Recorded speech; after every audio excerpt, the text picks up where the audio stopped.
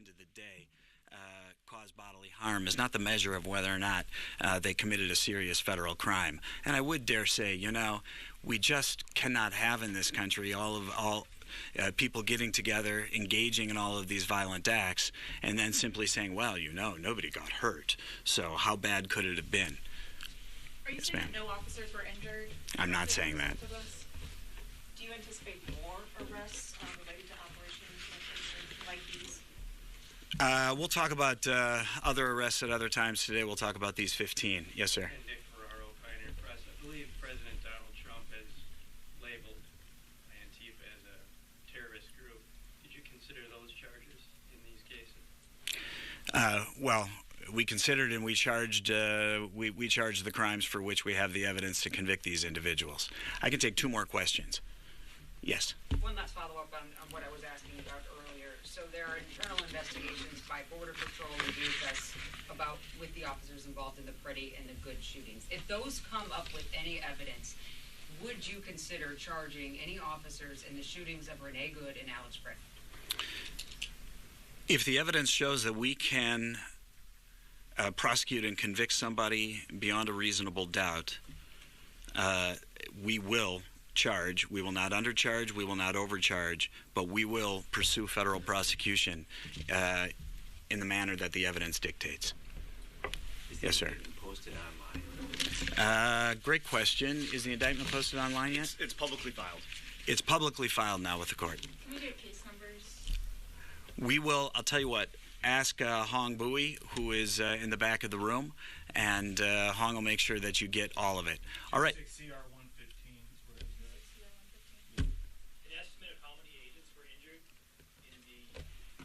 I think we've already been through that. All right. Thank you very much. So there will be a press conference outside the plaza of the federal courthouse from community members and the National Lawyers Guild responding to the allegations in this indictment and this continuing act of...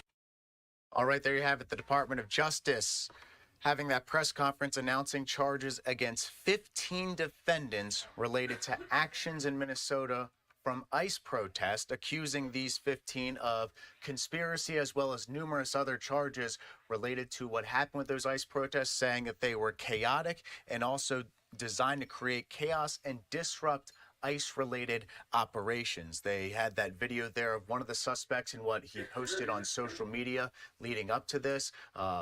What appeared to be a profanity-laced rant that was going on where he covered a number of different issues. But the thing that stood up there was saying that he did not believe in peaceful protest. And that was something that prosecutors there certainly used when deciding whether or not they were going to place charges against these protesters and these Antifa-linked groups.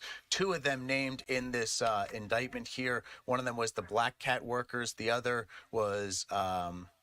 don't have it in front of me, Direct Action Minnesota.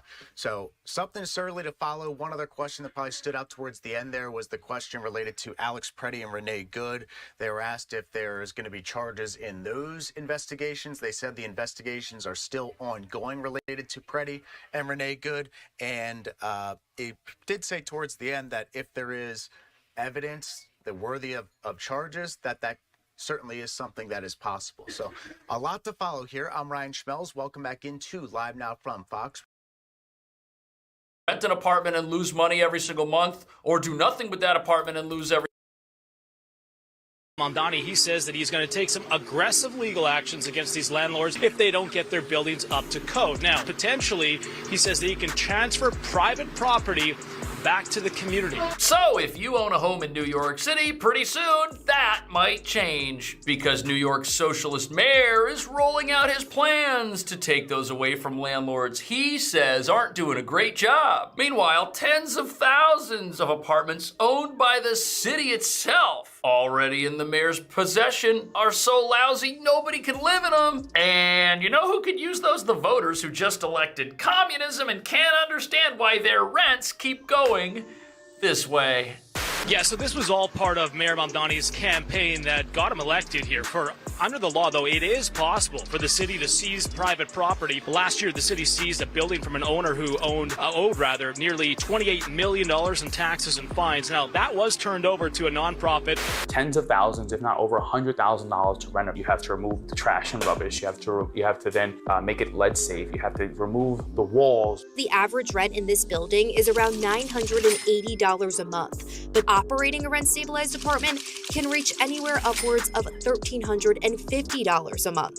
Well, today, tenants are rallying for a rent freeze. That's what the mayor campaigned on. The mayor appoints the board. He appointed 6 new members this year out of 9, so they can make this decision. It's still a possibility. Doesn't that hurt tenants? It does, but you know what tenants are hurt the most? The 178,000 tenants who are tenants of New York City in apartments owned by the New York City Housing Authority. So if the mayor wants to throw shade at bad landlords, why doesn't he look at the worst landlord in New York City, which is New York City itself?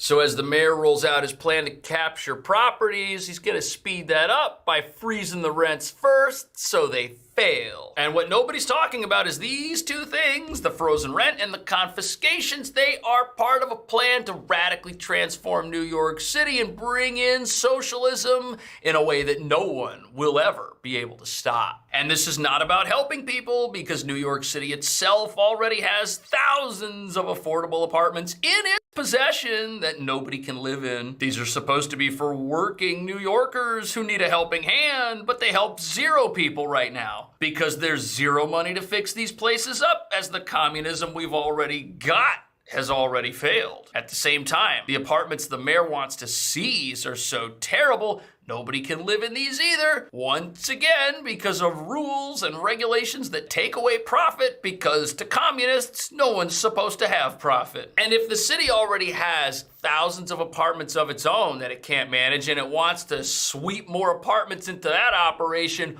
what's that gonna look like? Is that gonna help people? No. And as rents in Manhattan continue skyrocketing, folks are wondering when the mayor's promise of an affordable city everyone can live in due to communism is going to materialize. But sadly for them, it's never going to happen, because in order for socialists to deliver on promises, they've got to sweep away all competition for that future, which means eliminating private property and eliminating the ability of people to build wealth on their own, which means poverty-inducing socialism is the only future. And that brings us to the real plan. None of this is going to make New York City more affordable at all, because this isn't about saving people money. It's not about helping people. It's about making sure there's only one way, or the highway, because to a socialist regime, they think anyone owning anything is wrong. It should be illegal for people to have private property, because that's the problem in the world. Private things. Everything should be owned by the quote-unquote community, which is why the city wants to confiscate buildings and give them away. Not to just anyone, but to government-connected nonprofits who are going to take them over and spend everyone's money as fast as they can. Because the goal here is to get rid of that money. You can't have people who own anything and make their lives better or other people's lives better, because that system will exist in opposition to the state and the housing seizures that are about to rock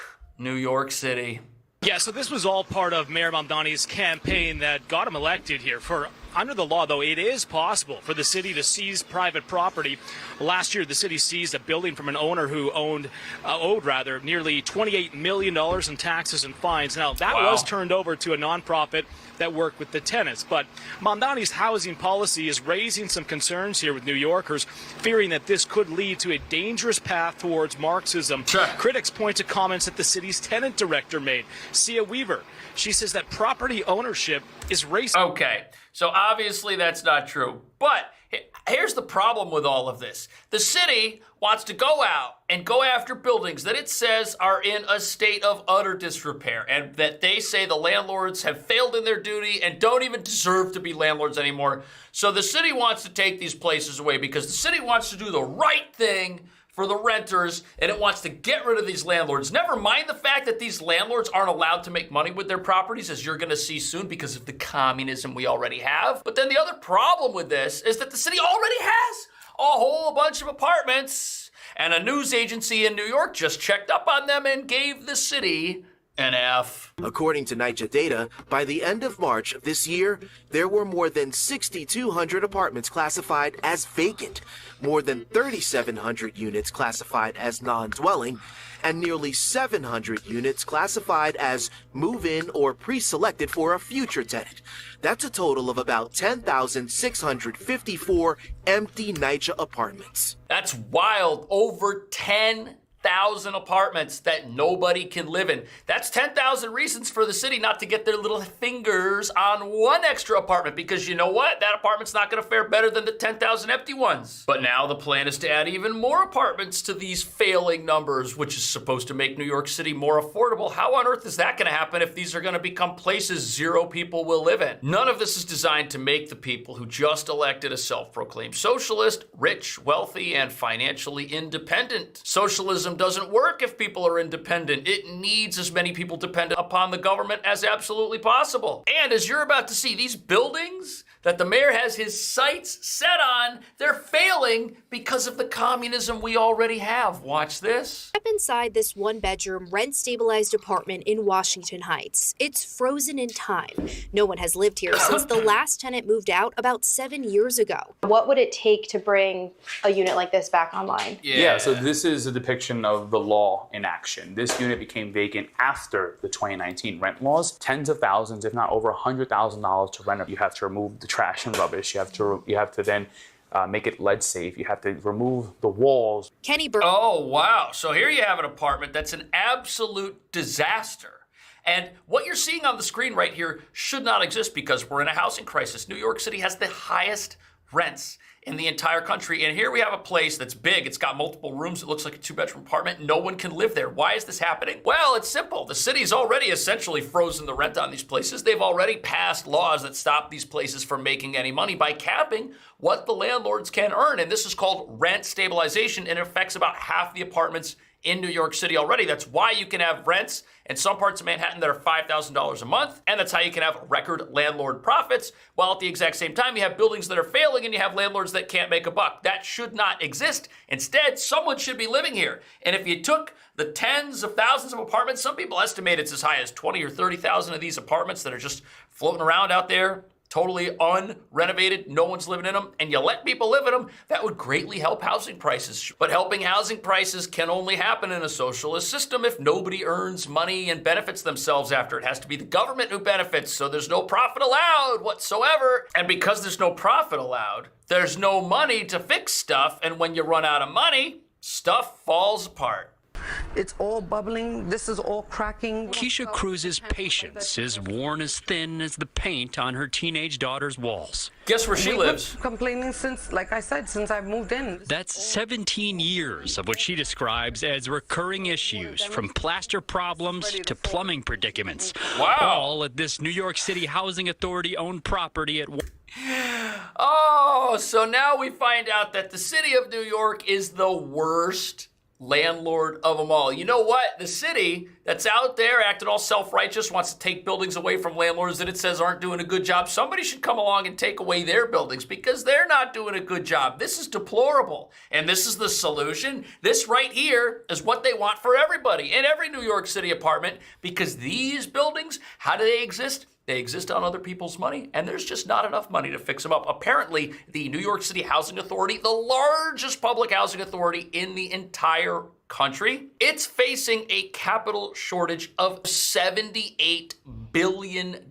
That's a lot of money. They need $78 billion to get people to live in 10,000 apartments. That's insane. But don't worry, the mayor has a plan that he's touting, which is gonna fix all of this. And as you're about to see, it might actually make things worse. City Hall will rewrite a legacy of neglect with the largest city capital commitment to NYCHA in decades. Okay.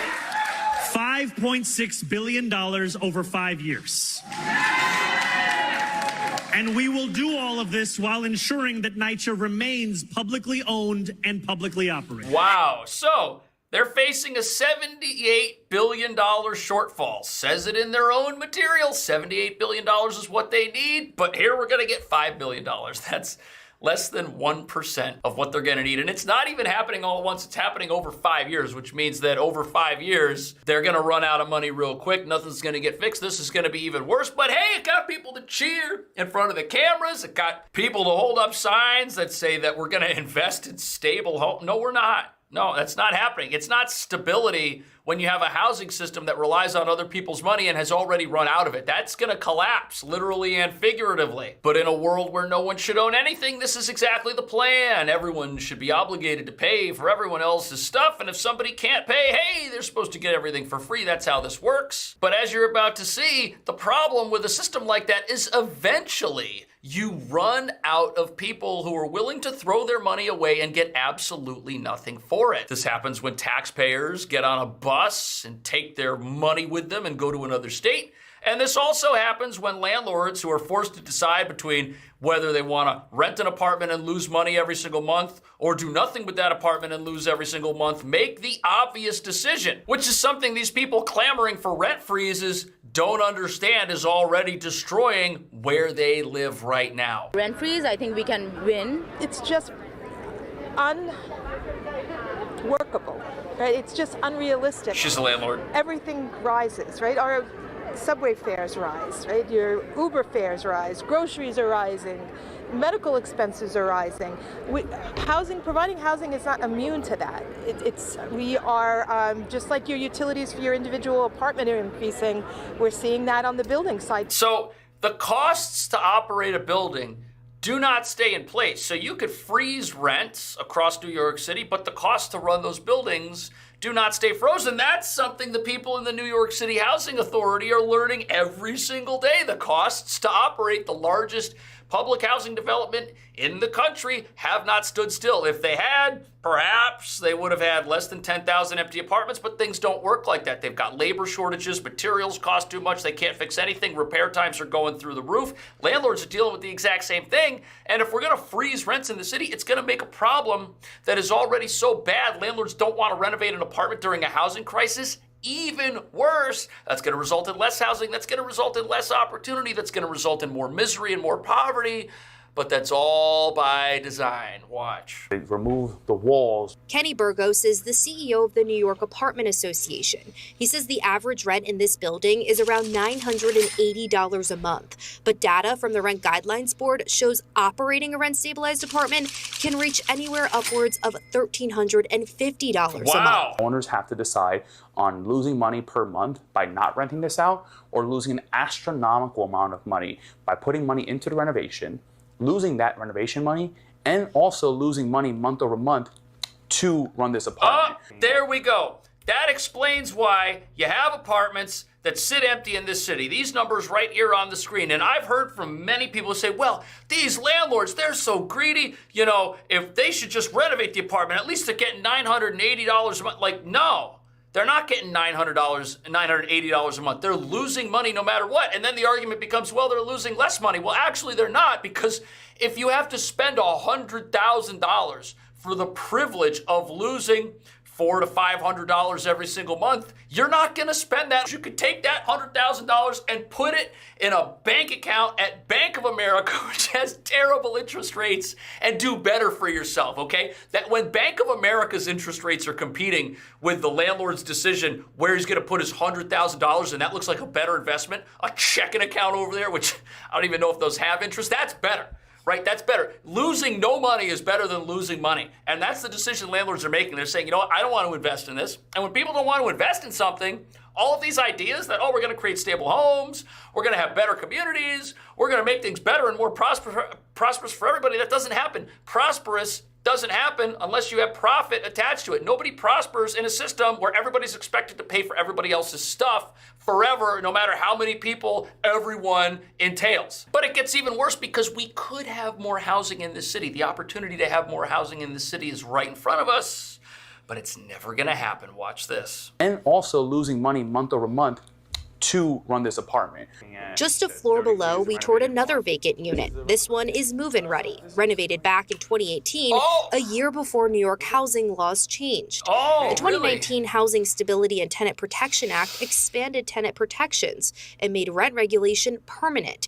But Burgos says that change made it far more difficult for landlords to renovate their properties without losing money. Okay, so the reason you have a beautiful apartment on the screen here that somebody would love to live in and would love to pay for is because that apartment used to be like the one upstairs, but up until 2018, when you had an apartment that looked like the dump above this one, what would happen is if that person moved out, the landlord would have the apartment, it would be in their possession, and then they could renovate it and charge whatever they want for it. And that's what allowed these apartments to enter the housing system and become viable options for investment. You need a system that rewards investment, or investment's not going to be there. And if you're going to say, you know what, landlords, you can have as many of these apartments as you want, but we're going to tell you how much you can charge them. We're going to cap prices. You end up with an investment that's better made in Bank of America with a checking account than in the building that costs millions of dollars and is in one of the most desirable locations in the entire country. How weird is that? How dumb is that?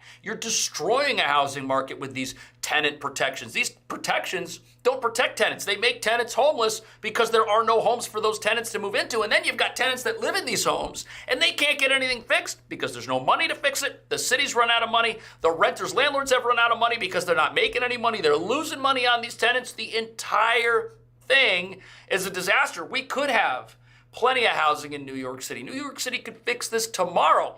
But the problem is the worst landlord in town wants to come along and take even more properties and do a terrible job on those as well. That's the solution we've got. It's not gonna work. It's already failing right in front of us. Renovation specifically costs roughly $90,000 to $100,000 before 2019. Wow. So you imagine costs have gone up even since then. The city's most recent housing and vacancy survey shows nearly 10,000 rent-stabilized apartments are vacant and unavailable. There's more than that. The highest level since the law went That's into all effect. they know. That's what they know While about. the city now offers landlords up to $50,000 per unit to fix apartments in severe disrepair, the mayor's office says there's been no eligible applications to date. Oh, look at that. So the communist mayor has a system to give property owners $50,000 to renovate their apartments that are absolute disasters, but no eligible applicants. In a city where there are 8 million people living have applied to have their apartment fixed up and renovated. What a coincidence. So, hey, we've got government programs that are supposed to help these landlords, and we've got all the help in the world out there for them, but they're just so greedy. They're so stupid. We should take away their buildings. Like, this is how a takeover happens. You create a whole bunch of laws that cause these individuals to fail and go out of business. And then at the same time, you create a whole bunch of useless programs, and then you blame the people who are failing for not taking advantage of the programs none of them qualify for some reason. What a brilliant strategy to get as many properties as possible and seize them and take them away and punish people who are evil and who have benefited from capitalism. Listing stock that needs so much capital and so much support, and yet the plan is very thin on the details and the way in which the mayor hopes to address that problem. Mayor Mamdani's administration argues in its housing plan that preserving affordable housing starts with cutting operating costs, which have surged since 2020. And the mayor says they will move to lower insurance, utility maintenance, and property tax burdens. Oh, so the mayor's office that just came out and said they want to tax the rich and they want to raise taxes on everybody, fix the housing situation here is to lower taxes. Really, we're getting a lot of doublespeak here. And as a mayor that campaigned on taxing the rich and on punishing landlords, how is he going to justify to the voters here when that doesn't happen, when he lowers their taxes? That's not going to happen. So we've got the same thing here. We've got the laws that force everybody to fail, and then the programs that are supposed to help them that nobody qualifies for, right? So this is going to be the exact same thing. There will be zero relief for somebody who is a property owner in New York City that wants to fix up their building. In fact, it's only going to get worse. And here's where this is going to lead, because you got to understand something. Once rents get frozen in about half the apartments in New York City, those tenants, things will be better for them for a very short period of time. Socialism always wins in the short run. It'll win for like a year or two before these buildings collapse. People say, hey, it's great, I'm saving. Mayor Mamdani saved me so much money in rent. But then what's going to happen is you're going to have people living in that nice apartment downstairs. It's a free market apartment. And their rent's going to keep going up to cover the cost for the apartments where the rent can't go up. So their rent's going to go up and up and up. So what's going to happen? The people living here, the people who are subsidizing everybody else, they're going to say, hey, mayor, help us out, man, help us out. And that's the other half of the voters that don't live in a rent-stabilized apartment. Then they're going to vote for rent stabilization too for their units. Then there's going to be zero profit in any building in New York City. And that is terrifying, people. There are people right now who could come into New York City and totally transform this place and fix our housing situation. They could build apartments. They could take over these derelict city-run buildings and totally transform those and get people in there. They could build more of them on these massive empty soccer fields that people can't get to because we don't have subways around here anyways. This place could have enough housing for everybody, but allowing that to happen would mean somebody made money. And it would mean somebody helped somebody else. And somebody can thank that person and say, oh, this is so great. I'm so glad these builders came in here and built these apartments. But the problem is they didn't come from the government. And socialism cannot have a competing system. If there's a competing system, it's always going to do better than socialism because socialism's never worked. So it's got to get rid of this private industry. Nobody can help anyone here unless it's the local government. That's how this works. That's why everything you're seeing in New York City is deliberate and is happening. See you in the next video. Next news. Breaking news from the White House. Something happened at President Trump's UFC Freedom 250 event on the White House South Lawn that the press still cannot control. They cannot spin and definitely cannot ignore. Yes, a fighter made a line that instantly detonated online. Yes, the crowd reaction was massive, but here's the part the legacy media still doesn't understand. The story stopped being just a sports moment or even a political moment almost immediately. It became internet culture. It became a meme factory. And once that happens, the gatekeepers lose. So why are the media and the left absolutely panicking over one wild moment from one fighter at one unforgettable Trump event? That's the question. I'll tell you, because this is bigger than Josh Hokett. It's bigger than a joke, bigger than a clip. What we're watching is a cultural test, and President Trump just passed it in front of the entire country.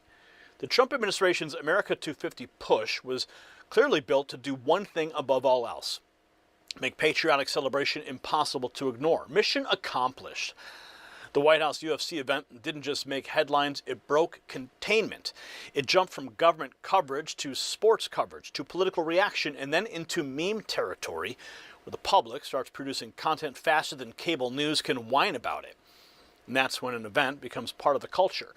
And that's exactly why figures like Sonny Hostin are hyperventilating. They know that attention is power, they know relevance is power, and they know Trump just turned the White House into the center of the national conversation again, while the left is reduced to scolding Americans for laughing. See, that's not dominance, that's desperation, and the viewers can see it in real time. And while we're talking about things that the establishment mocked before ordinary Americans proved they work, let me tell you about something that got my attention for some very personal reasons. You've probably seen the clip of Joe Rogan with Mel Gibson talking about people close to them who went through serious health struggles and then saw dramatic turnarounds. Rogan brings up light-based therapies and how they work at the cellular level. Gibson says it plainly, the stuff works, and that hit home for me. In my own life, I watched something similar unfold. My wife dealt with constant discomfort and anxiety for a long time, the kind that wears you down day after day. Then I started looking into red light therapy and the research behind it. I interviewed Jonathan Otto countless times and investigated. Yes, he helped introduce a lot of people to this space, and if you want to learn more, just check out the countless interviews I've done with him on this topic, or just go to myredlight.com. It's linked below. Use NNN25 for individual items or NNN30 for bundles. It's simple, it's non-invasive, and it's definitely worth checking out. Now back to the story. The media can't stop feeding with every over-the-top reaction. Now here's the twist that matters most. The clip itself was only the spark. The explosion came from the reactions. First, the crowd roared. Then the social media accounts started joking about fantasy matchups. And then Dan Bongino laughed it off as exactly what it was. An unexpected, hilarious Hokett moment, not the Declaration of Independence. Then came the left-wing meltdown machine, with The View treating a viral fight night joke like a national emergency. That overreaction is exactly why the thing keeps growing. The more they scold, the more the internet memifies it. And then the tweets, we're going to show you, prove that point better than anything else. Now, of course, here's the moment that everybody has been talking about for days. Alex Pereira I want a shama on your mama. And lastly, Michelle Obama is a man. Am I right, America? Ladies and gentlemen. So he drops the line live in the cage, the internet wasting no time turning it into a joke. The joke heard around the world. Now look at the online reactions immediately framed. Hochul versus Michelle Obama is the main event America deserves. Dr. Clown PhD posting this AI meme.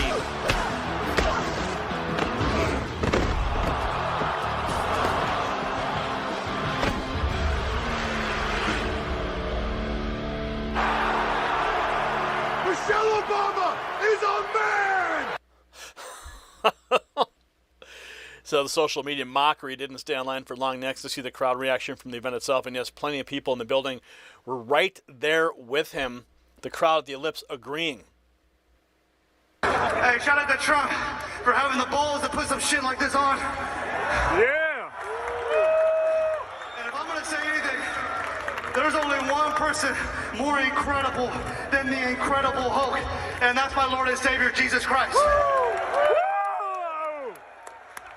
Now listen, Alex Pereira. Yeah, get that motherfucker. Get that motherfucker. And lastly, Michelle Obama is a man. Yeah! Ladies and gentlemen, Josh Hogan. Josh Hogan. Yeah. 10-0. That's the reaction from the Ellipse. 80,000 people were there.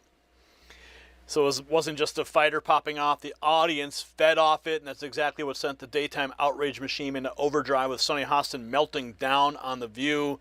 Rages and hyperventilates over Trump smirking the UFC heavyweight fighter Josh Hogan, declaring Michelle Obama's a man. I want to address the derogatory slur made about the former First Lady Michelle Obama, because I think it's important to address. And we won't dignify what was said by repeating it, but you should look it up. And I think the reason that it's important is because for a long time, and the roots are in slavery, black women have been slurred and made to feel that they were unattractive, made to feel that they were masculine, made to feel that they were, they didn't have the femininity that a white woman would have. And so there's this intersectionality between racism and sexism that was on full display at the White House. The crowd laughed at the statement, and the President of the United States smirked, and never addressed what was said. That is beneath the dignity of the office of the President of the United States, and it's beneath the dignity of the American people. Yeah. Okay. So the media panic instant, trying to turn a cage-side joke into a national scandal. Dan Bongino brings it back to reality, calling the moment unexpected, funny, and not exactly the Declaration of Independence. Was everything you hoped for? It was pretty great, yeah. A lot of excitement. Yeah, it was a good time, man. I like the fights anyway, so. Yeah. Yeah, a couple quick knockouts. The last fight was pretty good. So, yeah, good stuff.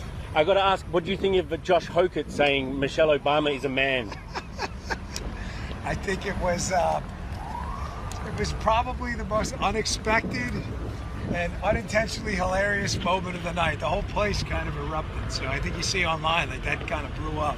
So. It was kind of weird, though, because, it's Celebrating America event, and then, she's part of American history. Listen, you got to smile a little bit. It's funny. Just joke around. He's Hogan.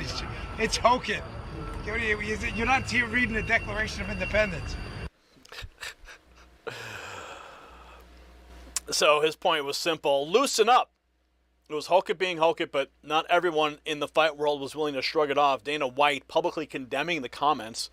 Variety says UFC boss Dana White condemns Hogan for saying Michelle Obama is a man during the White House UFC event. I understand the Obamas are public figures, but I'm completely against saying nasty and false things about people's families. Everyone knows my position on free speech, but I hate that kind of nonsense.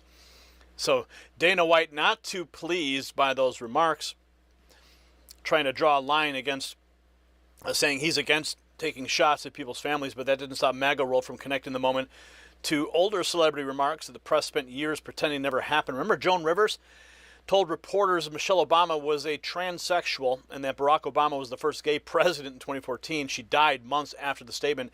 Many speculate there was foul play. Miss Rivers, how are you?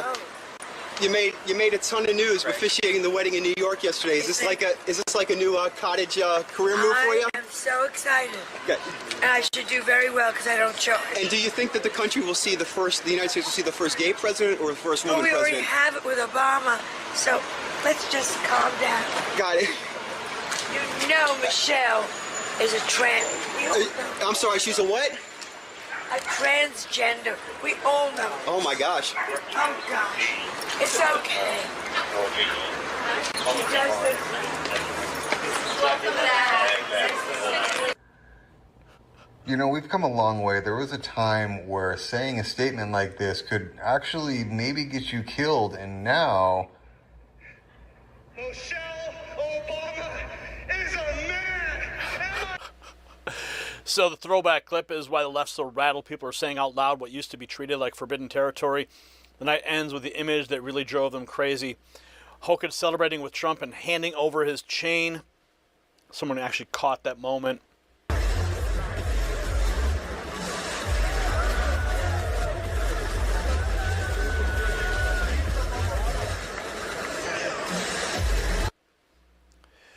I believe that was Margot Martin who captured that moment.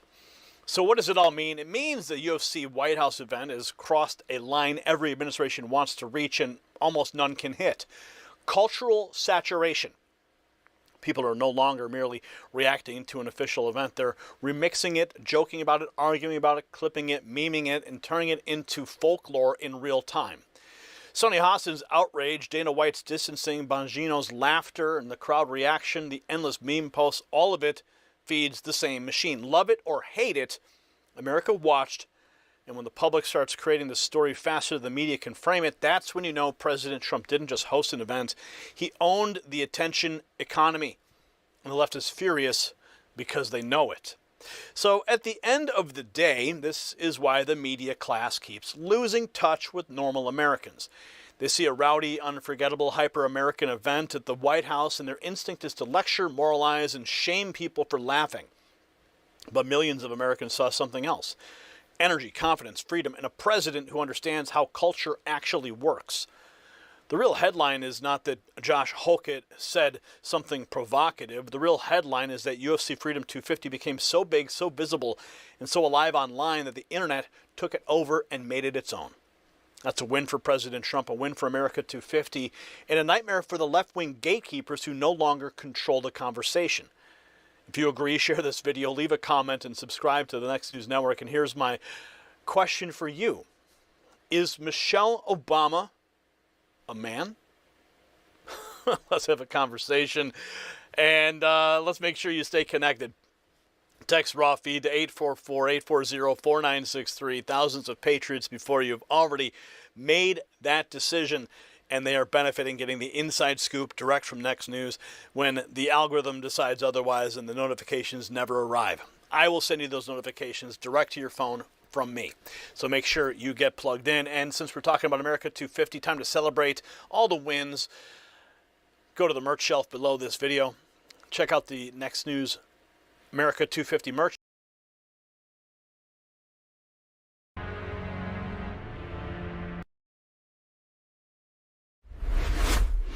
Next News. Breaking news from the White House. Something happened at President Trump's UFC. So technically we just talked about little red dots not so long ago because there was a pretty big discovery. And looks like we have another one coming from a separate team that discovered something else absolutely incredible and something that potentially reveals their nature once and for all. Which means that we have to talk about little red dots once again and discuss this very recent study that just came out in June of 2026. Hello wonderful person, this is Anton. Today we're once again going to be discussing the mystery of these very strange objects and discuss this very strange puzzle discovered by the James Webb back in 2022. A class of objects that we now refer to as little red dots, almost 400 of which have now been officially identified all over the place, and basically representing these tiny, compact, and extremely red sources that we don't really seem to see anywhere else except for extremely early universe, which is where the mystery of course starts. What exactly is this? Why does it look so strange? And why does it not exist anymore? As a matter of fact, for a while, because of their strangeness, some researchers even thought that they might actually break our current understanding of how the universe began. But thanks to this very recent study you can find in the description, by Vasily Kokorev and the team you see on the screen, we might finally have the most complete picture yet, because we have some of the most accurate observations of at least one of these objects we're going to be discussing right now. But first, in case you have never seen any previous videos, or in case you're not familiar with these objects, a very quick review. So, LRDs, little red dots, what are they? And well, here to understand why this is so important, we obviously have to first understand why these objects appear so unusual. And that's because when James Webb started looking at these deepest parts of space, it surprisingly found an abundance of these red objects that were particularly visible to this infrared telescope. And they all seem to appear at least 600 million years following the Big Bang, but all disappeared within just 1 or 2 billion years afterwards. And it's really their size and their color that makes them so strange.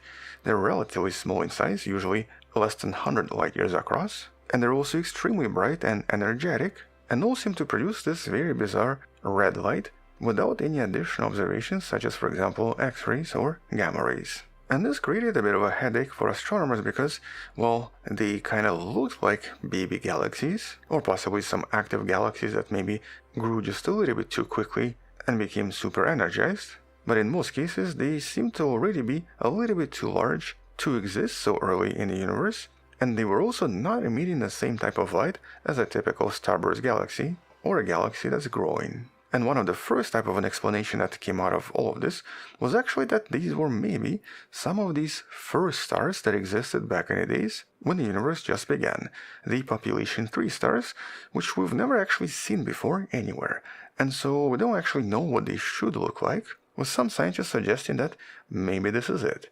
Maybe this is what a typical star was like when it was just made out of hydrogen and helium and nothing else. Basically, they would grow into these massive objects, possibly thousands and thousands of solar masses in mass, and become very, very bright, but then also explode pretty quickly. But even here, these observations did not make a lot of sense because, once again, the emissions were just a little bit different, with additional scientists suggesting that maybe this was actually something that was covered in a lot of dust and was basically just a regular galaxy, but enshrouded in dust to such an extent that only some light was escaping and everything else was stuck inside. But as of early 2026, neither explanation fit all of the data we've collected over the years. And that's until this recent object referred to as Glimpse 17775, an object that nobody has studied yet, and that now has been analyzed because it actually seems to be in a perfect position to be seen extremely clearly. And that's because if you look at this image, this is once again a gravitational lens, and specifically a lens behind a galactic cluster, Abell S1063. And so as you can see in this image, this little red dot is actually sort of part of the lens, which in this case allowed researchers to do something that has never really been done before, the deepest spectrum analysis from any little red dot to date. Or just to rephrase this, researchers were able to physically see what sort of elements seem to be contained inside this object by looking at specific emission lines coming from the light that's over 13 billion years old. And so in this case, James Webb spent approximately 30 hours looking at this, but because this is a gravitational lens, the data in this case appears as if we looked at it for at least 80 hours. Which was enough to produce a very accurate spectrum, which is precisely what this entire paper is all about. And so here when the team looked at the light coming from Glimpse 17775, they actually discovered over 40 individual spectral lines acting as chemical fingerprints. And well, to everyone's surprise, this was extremely different from a typical galaxy, from a typical star, and even from a typical black hole. So this actually was exotic, but it still was something that we know of. Because in this case, all of the data supports a relatively recent model referred to as a black hole star scenario. And we actually have a picture representing this as well. And that's because in this particular model, this object is not just one giant star, and it's not just one giant black hole, but instead it's sort of kind of something in between. Or to be more exact, this is a supermassive black hole that's actually growing extremely fast, but is completely enveloped by a dense cocoon of gas. And in this case, this cocoon is so ridiculously thick,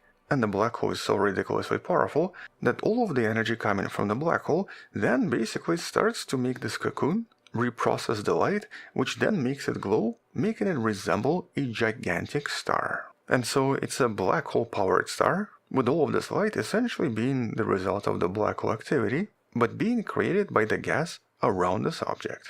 And in this case, the evidence is actually quite intriguing. As a matter of fact, we have 5 specific pieces of evidence, or independent clues pointing at the same conclusion. First, the idea referred to as Thomson scattering. And that's because the light from the gas does not look like it's just rotating, and instead shows signs of scattering, where light bounces off electrons in a very dense, layered gas shell. We sometimes see something very similar during certain types of supernova, or in locations with a lot of thick gas. There's also something referred to as the iron forest, and that's because in this case the spectrum revealed 16 different lines of iron, which is why it's called iron forest, which is produced when the iron atoms start to glow because of ridiculous amounts of energy. And in order to produce 16 of them, or basically in order to make iron glow 16 different ways, you need to have a high energy engine, like some kind of a rapidly fading black hole, because nothing else is powerful enough to produce any of this. Then we also have some helium and oxygen clues, with detected helium and oxygen behaving in ways that only happen in extremely dense environments with intense radiation. Then, importantly, we have what's known as the Balmer break. This is a very specific dip in the wavelength of light, around a wavelength of 364 nanometers. And it's actually caused by behavior of hydrogen atoms, and is most pronounced when a galaxy is populated by extremely hot and extremely powerful A-type stars. But in this particular case, the Balmer break is actually pretty weak, and is technically even weaker than other little red dots, which seems to be the result of the host galaxy surrounding this object. Or to be more exact, in other little red dots, host galaxy is not something that has been usually seen, but in this case seems to be visible just a little bit. In other words, this object seems to also contain a galaxy around it, but we just don't really see it because it's super far away. And lastly, we have certain absorption features, such as gas actually blocking some of the light, which usually happens when the gas is under very high pressure and extremely close to a central black hole. With all of these features essentially telling us that this is indeed an extremely compact, super dense, and super hot object that was basically proposed to be something like this. And this right now is super important for solving major issues that could not be addressed previously when these objects were just discovered. In other words, it solves that broken cosmology problem. And that's because now we don't have to assume that these are impossible galaxies that somehow grew too fast, or that these are population 3 stars we've never seen before, or maybe that these are some really bizarre black holes, gigantic in size, that start glowing with some bizarre colors. Instead, what we are seeing are basically young black holes that are growing ridiculously fast at what's known as super Eddington rates, and start to emit so much light that they basically cause the gas around them to start producing this super intense glow. But because they're also consuming gas much faster than a typical black hole, they also end up forming these very massive shells in their own surroundings that then do not allow any light to escape and produce these powerful emissions. Which also kind of explains why these objects are usually extremely faint in X-rays, because this was actually one of the main reasons at first scientists did not think these were black holes. Normally, central black holes produce a lot of X-ray emissions, but here almost nothing was visible. As a matter of fact, almost none of the little red dots produce any X-rays, with only some of them producing just a little bit. We actually recently discussed at least one such object you can learn about in a description. It's technically now known as the X-ray dot. And so here the explanation is that this is all the result of super dense gas, actually denser and thicker than anything we see in the local universe, and basically gas so thick that it literally creates star-like conditions around this black hole, with the gas then behaving in the same way it usually behaves around stars. Although in this case it just starts to absorb a lot of this high energy and then re-emit it in a very specific wavelength. But along with that previously mentioned X-ray dot and a few other additional discoveries, including the discovery of a naked black hole, once again the video should be in the description, scientists are now almost certain that these objects are black holes, but just surrounded by some very extreme environments, with this specific object, Glimpse 1775, very likely containing a black hole that's about 4.5 million solar masses, or essentially extremely similar to what we have in the center of the Milky Way. And though this might sound huge, it's actually approximately 10 times smaller than what scientists initially guessed when they did not account for all of this gas resulting from the cocoon surrounding the black hole. In other words, there is a lot of this gas around the black hole, and it basically makes it appear to be way more massive than it really is. But in the end, this is now the best evidence we have for the existence of these black hole stars. And not just one or two, the early universe was potentially crowded with these objects because they seem to represent some kind of a very typical energetic phase of a developing black hole, where the central black hole starts to grow ridiculously fast and seems to be surrounded by these massive thick shells of gas for at least some time. And the evidence from this particular study suggests that many, if not all, little red dots are actually these gas-enshrouded black hole stars. And I guess once again importantly, the data here fits with all of the previous observations, and most importantly, with all of the previous predictions from the modern cosmology. As the main scientists put it, everything fits, nothing is broken. It just, we're now finally understanding how the early universe was just a little bit more extreme and a little bit different. On that note, we'll probably come back and discuss this more once there are some additional discoveries, but until then, check out previous videos on little red dots in the description below. Thank you for watching, subscribe, come back tomorrow to learn something else, support this channel on Patreon where you can find additional videos without any ads and can DM me directly, or by joining a channel membership that grants you early access. You can also support this channel by buying the Wonderful Person t-shirt in the description below. Stay wonderful, I'll see you tomorrow, and as always, bye bye.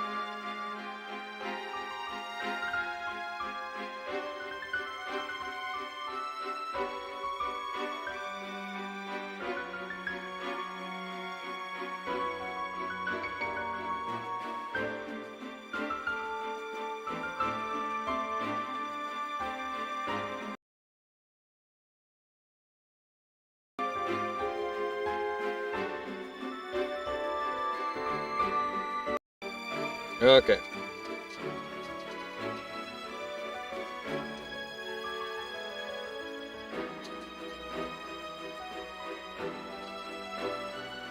Alright, so here we go. I'm gonna play one more quick duel, hopefully it'll be quick.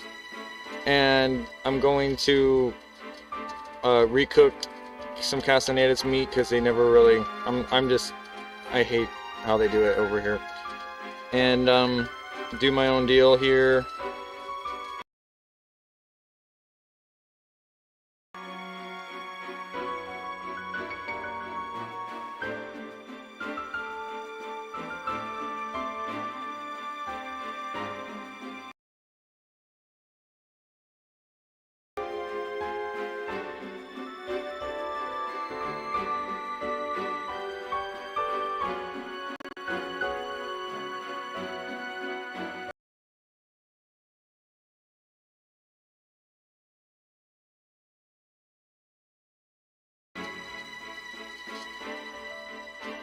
Okay, so I'm going to step away here to continue to cook and do all that stuff.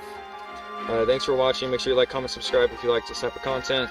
Sorry it's a little bit more laid back than my professional stuff, but I've been having to have, let's just call them mental health days lately, and life's been getting kind of crazy, so I have to remember to still be me at heart, really. Not to take everything so personal, really. Anyway.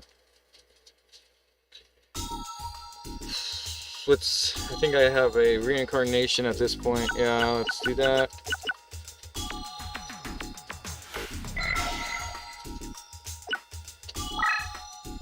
Try to get some Exodia pieces. We're not going to get them, but let's try to get them.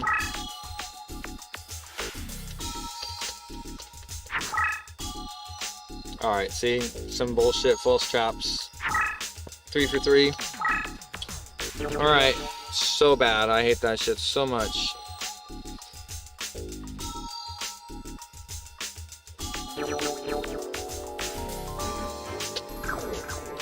Well, I guess if everyone could get Exodia, it would be an easy win, right? I guess I don't want you to just be able to beat the game in like a couple lucky pulls.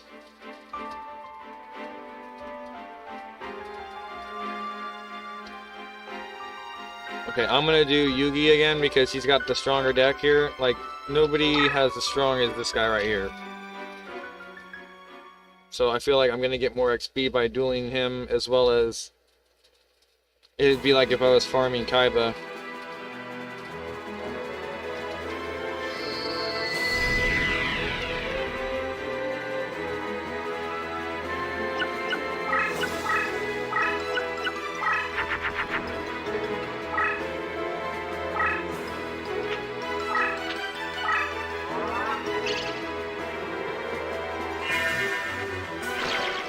But pretty soon I'll be able to do upgrades like how like just have my face like over the game or something in the bottom corner, or some better effects. But like right now with the CPU, I'm just doing this, you know, just keeping it simple, making it, you know, I'm not wasting electricity for no reason. Like, I'm just having a little stream over here.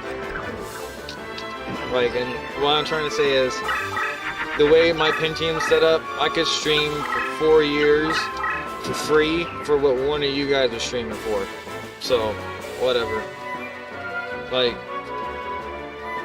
if I can get all my stuff done with not having to pay more just to run a bigger processor, then I'm gonna do it.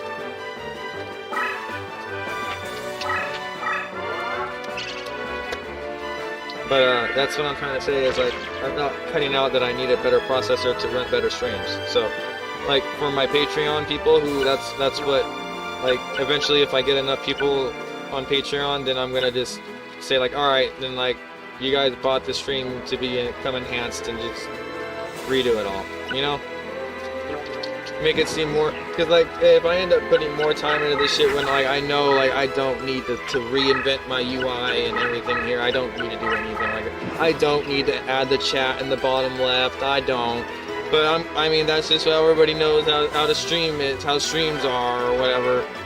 And like I was gonna probably make that goal smaller and just do shit like that, but it takes hours out of your day to just like tweak all this different shit together.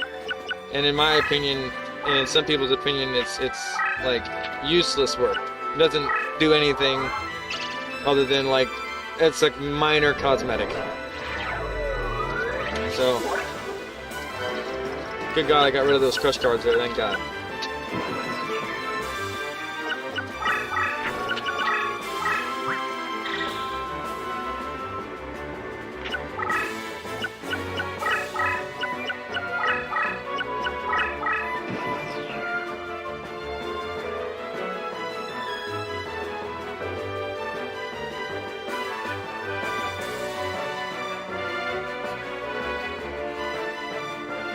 Ironically, one of my computers just came up with an i7 in it, and pre-owned. Everything basically what mine's at right now for $175. So I'm running off of a computer that's being sold, but this isn't a touchscreen. I don't think that's a touchscreen. So like this one, I mean like 2.5 gigahertz, and I'm running the whole stream off of it. Like I don't understand. Like you don't need much, bro. Like. That's all I'm trying to get at. You don't need much, and like if you're gonna sit there and try to lie to me, your lies are falling on deaf ears. Like I'm doing it. Like I'm the testament. Like this is. You don't need the new iPhone 7. You don't need to do any of that. Like you just need to know what to do. Like and this is Windows 8. So like there really is no like, oh I have to be on the newest new of the new to be able to be recognized. Oh no, that's just. Oh my God. That's so not true. It's to disincentivize people to start this whole thing for themselves, or to like gatekeep a little bit. And like I'm into blowing that gatekeeping shit out of the water. Like I said, like let me show you. I'm not lying. Like this shit right here. It says 1 terabyte Intel. Oh, this is a 2.9 gigahertz. That's for 1,500. For basically all of it all in one, but then we got right below it, it's just right here, 175. It's everything. Like it has everything that I have on this thing. So basically, my girl and I could play classic WoW. I can get her that for $100 instead of having to play retail, like trying to play retail WoW. Like, do you know how much a setup would cost to play retail WoW right now? Like over like $4 grand per person. And like I'm not into that. Like I'm not into that monopoly. Like you said, like you know, like you could tell like after that spiel earlier, like why give a big data company $4 grand when I could just make the old tech work just as good? Because nobody wanted to sit there and update the old tech, like or pay that guy to do it because it's this planned obsolescence shit. Like they just assumed nobody was going to be around to fix the problems that Windows 8 had for you. So like when you have AI here and it's like working through the problems of like whatever you could face, and then like you're not going to face those problems and whatever, bro. Like congratulations. Like you in my opinion, you just beat the big ass corporation. And that's what I'm trying to say. You don't need to sit there and assassinate like Luigi did. He's a dumbass. You don't need to sit there. You don't understand how fucking easy it is to do that dumb shit. Like it's petty. Like, and I don't want to sit there like they are weak-minded for doing that shit. They don't understand the gravity of their choices they're making, and that's why they think that they can claim the mental fucking game after. And I'm not into that. I think that like if you decided to do that, like you knew that we do like that as a society, and you should probably not be in our society anymore. Like ostracized from society. This whole jail shit's not even harsh enough. I'm talking like ostracized from society. Like maybe people will start shaping up if they literally get their fucking shit kicked out of them. That's one thing, right? That's what jail is, right? But like, what about the people who don't give a fuck about that? They literally live on that shit. So like, why give them more power, right? Like, what's the fucking point if they're just gonna sit there and love every minute of being in jail and making everyone life a living hell when they're in there for no reason other than their own self-pride and satisfaction knowing that they're causing a thorn in someone's ass at the minute. And that's what I'm talking about, that mental game of like that's not assimilating into society. You're not holding any Milo's hierarchy of needs up for your own self. So how are you going to sit there and be a part of our society? You can't. So let me take your phone. Let me take your privileges to the internet. Let me take everything away, like your refrigeration, and you go back to the Wild Wild West days and live in a root cellar. How about that? And then you can figure out your way to become our society again, because this is a problem that people do not understand, or they just like to say, like, for the sake of the time, I'm here, I'm just gonna cause fucking chaos because it's not my way. And I think that's the lamest excuse to act as a human in my entire life. So to go there beyond none, to go there and end another human's existence who is just doing a role that maybe God played him to be the big fat cat in his life. Like, who cares, bro? It's people like Luigi that's just like, oh, I wake up today, I'm gonna go kill him. Like, that mentality, bro, needs to be studied. And it needs to be like, not really like he gets off, but it needs to be studied. He needs to be acted like he's a little lab rat now, and he doesn't get very many rights. You know why? Because he killed somebody. He killed somebody. That's the thing. And like, every fucking day, people wake up, they have a choice to do good or do evil. And when they wake up and they like want to think that they can like kill somebody, it's like the bar none, like lowest of the low bullshit that I just can't accept to even think about this. This is what we're allowing to just fester in our culture, to be there for our kids in the next generation. Do you understand what I'm trying to say? Why I don't have kids. This shit right here, the bullshit of there is no right or wrong, right? Because all we see is wrong. Well, what's wrong with that? So all you got left is feeling right. But like, everything's left. Everything's bullshit. Like, everything is like, this isn't the right way. Like, a lot of people don't even understand like where the whole left and right thing came from, bro. Like, I'm not gonna lie, I didn't for a long time either. But then when I explained it to them like that, they were like, oh my God, you actually are the first one that I know that actually has given me like the ability to see why they say that. And it's not just this big fucking thing. No, it's common sense, bro. And it just makes sense because people don't have common sense. So like I'm not trying to be all like, oh, I got common sense. But bro, I was in the Air Force. Like, I mean, I gotta have some intelligence. So you're gonna sit there and be like, oh, what the fuck is this? But like in somebody else's life, they're just gonna be like, oh, I know what's happening. So why don't you listen to that guy who sits there and at least knows what's happening? And you can tell by the look in his face that he knows what's happening. You could tell. You're gonna be like, all right, I got this. And you know why? Because you can talk to that guy and he can tell you the future. He can say what the fuck's gonna happen a couple years later, and then they happen. And then you're gonna go to that guy and you're gonna be like, you know what? I remember that. I remember that. Good work. I don't know how you did it, but good work. And that's the shit that we need. That's the shit that we lost. We lost the whole critical thinking skills. We leave it up to now AI, and we leave it up to anybody else other than our own mental acuity to be able to sit there for a second and be like, this is what I need to get done today. Or this is what the hell I gotta do to stop extra shit in my life from going on. Does that make sense? Like extra negative things, extra taxes piling on your head. What are you doing living in California? Like, I'm sitting here trying to fight for the betterment of California. That's why I'm still here. Other than that, like, if I wasn't living in California witnessing all this shit, I wouldn't be able to say to you guys, hey, look, I live here. I know how the fuck this is. I lived here for 10 years. Why go live somewhere else, start a new route, and then be in the same fucking predicament? You have no idea what the hell's going on. And that's the shit I don't understand with society. If you're living in a culture that has that is the fourth largest economy in the world, or supposedly, back in the day, we used to be one of the biggest economies in the world. So we're gonna sit here and believe that we cannot be there again because of what XYZ problems we can never fix, which I call bullshit. It's just the people who consistently let these problems fester, they seem to know actually how to get money from the government to not fix a problem. They like doing that, and they persistently do that. It's not, it's like they're incapable of fixing the problem. They know how to fix the problem. They think that this is their fix to the problem. Giving people pookie pipes and telling them that it's safer if you just get a clean thing here. And not addressing the disease, the mentality that these people are faced with. And I'm not talking about living on the streets. If you have the ability to work and live on the streets and live in your car, then dude, you're self-sufficient. What the fuck are you talking about? Like, I'm not gonna fight with you.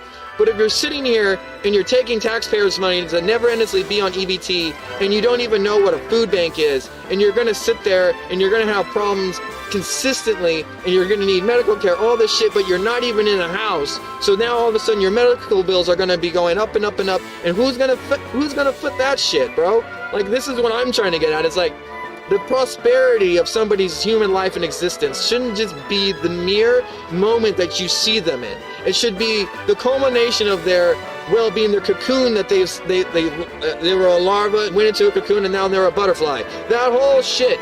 If you do not have that in your life, if there is no end of the butterfly stage for you, then I don't understand. Like, that's the whole suicidal thing, and like, you know, I can't. You know, you have to have a grounding. You have to sit there, and you have to want to be here. You, like, God isn't going to help somebody that's going to sit there like Elijah when he ran away from whoever was, like, he thought he was scarier than God, and then God saw the tornadoes in the wilderness, and he saw God not in them, and then he saw the sandstorms and shit, and God wasn't in that, and then he was just like, I shouldn't be afraid of God, you know, like, I should be afraid of, like, I shouldn't be afraid of that guy. I should still be afraid of the Lord who made all this. Like, this is just here, and he's not here. You know, like, the natural disasters, supposedly the hurricanes and shit that are, like, this natural because of the global warming and shit. You really want to believe that? I think it's a culmination of our frequencies on Earth. The negative, the positive, and all that stuff resonates within the Schumann resonance, and that changes everything. It has nothing to do with just like each individual's minds does pollute everyone around us. And like, that is what we have to fight against. There's a reason why we have 2 eyes, 2 ears, and 1 mouth. It's because we're supposed to verify with our eyes, and 2 nostrils. Verify with our nose. If it looks bad, it smells bad, it sounds bad, it's probably shit. You know, like, it's not kind of hard. You just got that Holy Trinity mindset. We got all this shit set up to be like, okay, we got checks and balances, it's the 3. We got all this shit, it's the 3. And then we just lost it. And then we just like forgot what it was all about. And now it's just all about bringing somebody to America because America is the fucking fix. And it's like, bro, it was the people who built America that are probably dead now that supposedly you think our system can just foot the bill for fucking 200 million fucking immigrants. Like, are you insane? Are you insane? Or am I the one that literally sees the math and is like, this is impossible. This is this systemic migration replacement. This is like, let's let the good guys come over here, and then so the bad guys can just blend in. Like, what the fuck are we doing here? Like we don't have any sense of verification. We know there's terrorists over there. We know there's cartel members, but we sit here and we act like there isn't a fucking problem. And that's the shit that I don't understand. Like, there isn't this fucking crusade against all this extra bullshit. It doesn't need to be even an inch on religion. And that's the reason why they're attacking our religion, because they know that Christianity is the one true religion, and they understand that. And I'm gonna hold my sword for that shit till I die. And you're gonna sit there and be like, wow, this guy was non-denominational to the point to where he preached the fact that he will never give up his denomination. That's powerful. Like, there's no negotiation. Like, even for me, seeing aliens, I'm still a believer in God. Like, you do not understand how stupid this shit is to me. Like, the fighting over the concept of religion, that should be bar none, should be eradicated. I mean, we should learn to be able to talk civilly in discourse without having fucking bullets flying all over the place. Needless to say, but it's gotten to the point to where we're so brainwashed and nobody cares about what the person's saying to want to sit there in a fucking room to sign a piece of paper or an e-document that they could supposedly sign an e-document, bro. We blew them into the fucking Stone Ages, now they got an e-document. So, like, this, you can use your own intelligence on this whole shit and see, like, okay, well, if they could stop the war by an e-document this whole time, what was really the problem? Their fucking culture. Their culture of saying death to America, and we didn't want that anymore. That was the problem. And we said no nukes. We said, hey, guess what? You said death to America one more time and I'm gonna lose my fucking shit. and they said it, and we lost our fucking shit. And they lost $1 trillion in this war because of pride. What was the death of King? No, was it Solomon or was it David? David. He was the most prideful person I know of in the Bible, and it bit him in the ass more times than I can count. And you're gonna sit here that nobody knows that this is a bad thing. Nothing exists for a reason, right? We're all in this vacuum for no reason. I think it's to break through to something. If it's not something internal to each individual person, it's definitely something out there that's watching each individual person. Does that make sense? So how are we going to sit here and think that we are like God's gift, but we can't even figure out how to be calm? Like, you tell me that. Like, I don't even, like, it's like death to this other religion, but you can't even talk. It's all just like woo-woo shit with you guys. Like, I mean, I hate to pick up the sword on that shit, bro, but it's just like, I've seen some people, like some Muslims that are perfectly fine, but like, I've seen more on the internet now that are just, I am sure that my friends, they'd say that they would not associate with that. That's not how you're supposed to be acting. And that this is, then now people are thinking that like, this is how it is, but it's not. Do you get what I mean? So it's like, I'm here to fight for even that Muslim, because I'm non-denominational, I should say, but because he's still believing in God. Does that make sense? But like, if you're gonna sit here and say death to me and my culture, how the fuck am I gonna sit here and say, I'm even gonna pray for you? Does that make sense?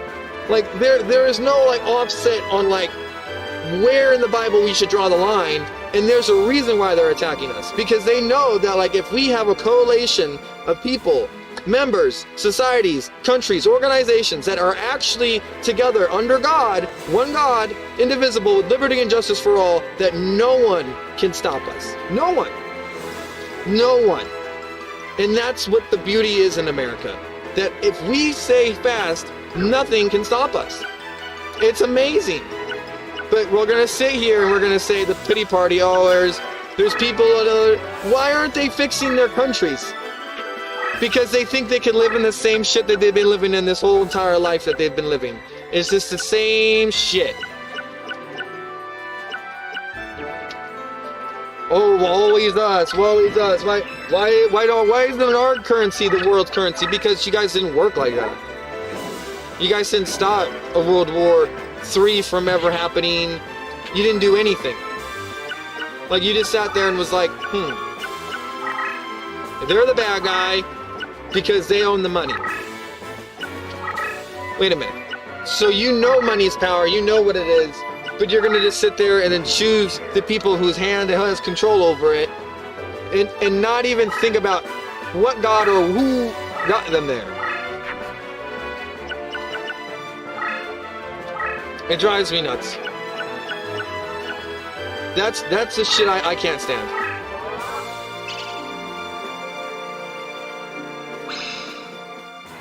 And I'm only doing this because this dude has tons of mirror forces.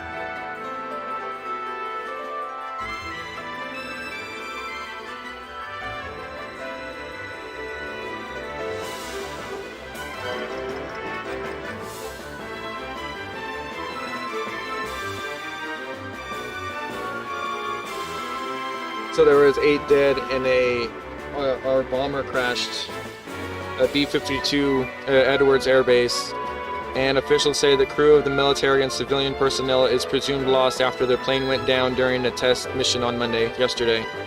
And operations are grounded while recovery efforts continue. So everybody pray for the people lost in that plane crash. It does take a lot, and as somebody who would have been working on an AWACS, basically a radar plane in the sky, it is something that isn't for the easy or the faint of heart. I mean, we should know, like without a doubt, that like our God's got us, but you should understand that there's forces out of our control.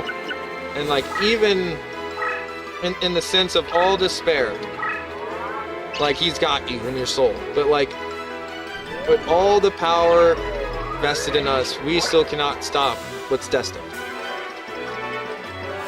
Maybe those people were destined to go today and go help somewhere else. This is the honor it takes to live and to fight and to be a sacrifice and be a GI. They did sign up for it. I did sign up for it. I understand how it is, and I understand what it's not, and I understand what it's not, and what it is and what it isn't.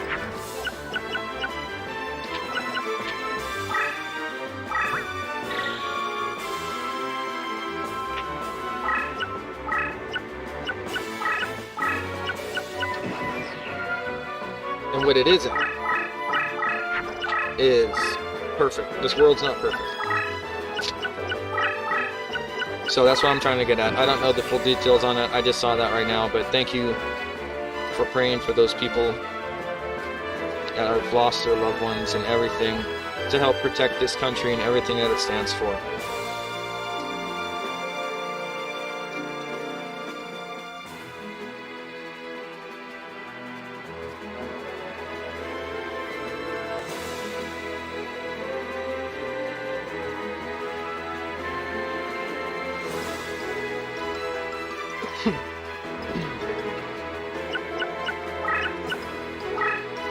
That's good.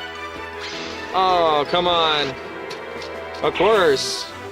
One of the last fucking Mirror Forces, bro. This guy right here has got me PO'd.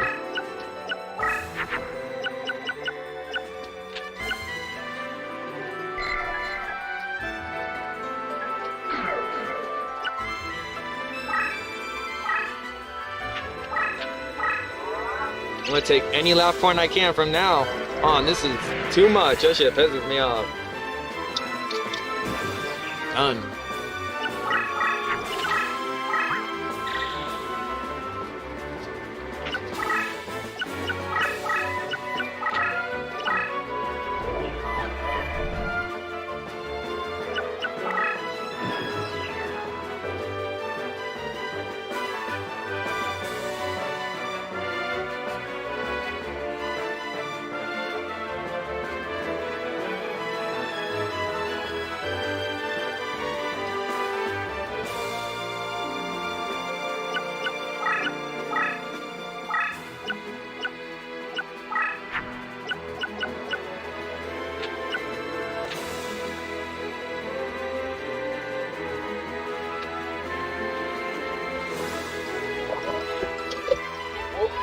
What?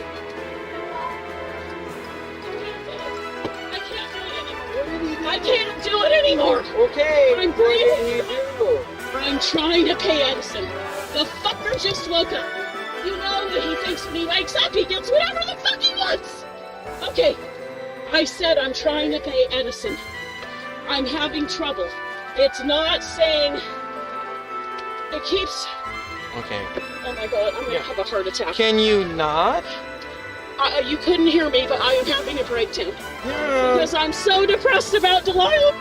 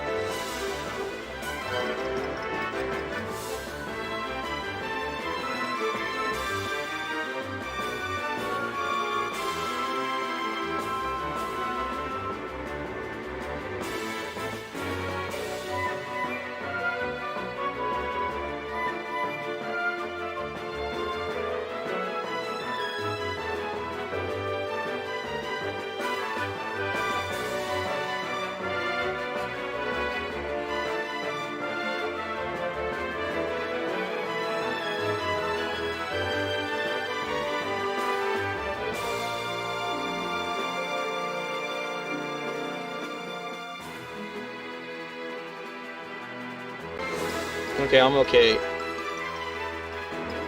I'm good. Sorry.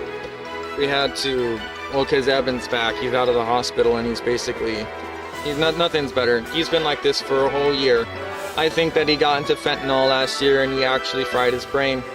I think it's honestly to the point to where they do it to fry people's brains because they know there isn't a mental thing, like a mental hospital, you know? There isn't. You think there is? There isn't. Because he just got out of a mental hospital and he's just as manic as he was when he went in. So what did they just get paid to do? Does that make sense? Like, they just got paid like $3,000 a day to house this guy in a fucking hospital and nothing changed. So like, you tell me what needs to happen. Like, the dude took a nap, right? We got back at like 2:30 to like eat lunch or whatever. He took a nap. It's only been an hour and 30 minutes and he asked for dinner. That's the shit we're dealing with.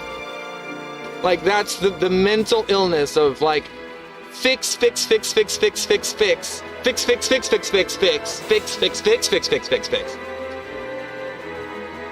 Like, there's no way. I haven't eaten in 2 days.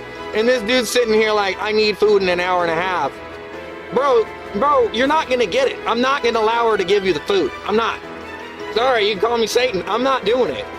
You know why? Because we don't have the money to be fucking eating 3 or 4 different dinners and shit, because it just keeps going on and on and on. So they couldn't keep him in the hospital because the hospital was tired of him. That's what it was. So they sent him home to where they could actually release him. And they say that they only need to have signs of improvement. What is improvement to these people? He's just as loony, if not worse, because he hasn't had the cigarettes fix. Now he has all the cigarette fix, and he's just like, oh, I need fucking food after the cigarette, and he has this big routine he's got to stick his head into. And I don't even think people like that should be able to have marijuana. So if you're smoking weed and then you're smoking cigarettes, half of it's gone because of marijuana and half of it's gone because of cigarettes. So even if he's taking a high dose of liquid medicine that he can't spit out, it's like it's not working. So you're telling me that like these mental illness people having rights is good for everyone? It's good for everyone when everyone's okay with it. We're not okay with it. A lot of people who get released back onto the streets aren't okay with it. But yet Gavin Newsom, who thank God is and his wife or whatever, it's literally under probe from the DOJ because I'm sure of misallocating funds. I think this train bullshit is some fucking scam, and it's ran up the worth of the dollar over the 10 years, and now everyone thinks that $1 billion is nothing. So all these frauds for $1 million in a suitcase, it's to make them look like nothing. He ballooned it up so much, he ran it up so much, or just allowed it to fester to the point where there was no restrictions for these things, these programs. So either one thing could be true. The beginning of this process where they noticed that people would go loony either off of weed or off of whatever, but people get laced with PCP or whatever. Those people were now the statistic to where now people need to get paid to take care of mental people. So that opened up a facility somewhere that somebody's getting paid tons of money just to house these people a couple days and feed them and do nothing else, and then kick them back onto the street and nothing is improving. Why are we spending tax dollars out of our pocket to feed people that are mentally fucking like loony? That he was in there because he pointed a fake gun at people down the fucking place. Downtown. I don't know what place. Just downtown in Joshua Tree. He could have been suicided by a cop. But now he has an opportunity to do it again. Don't you understand, people? It's amazing. Don't you love it?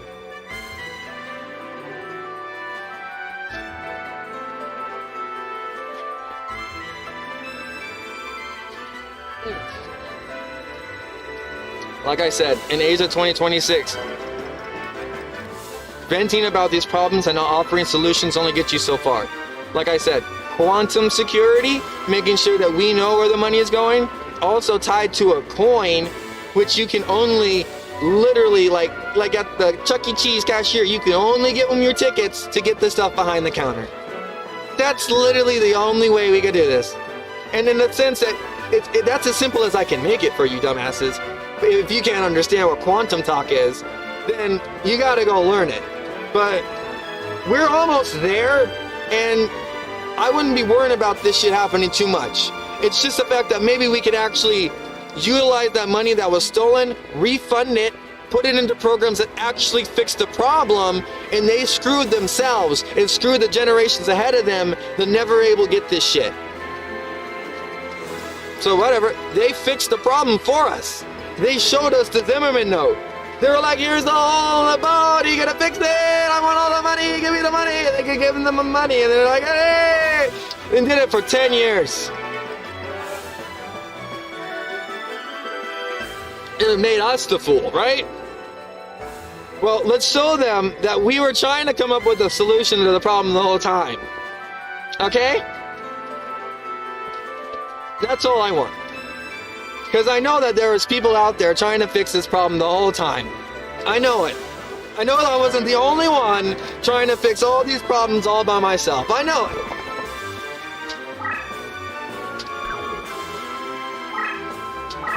There's no way.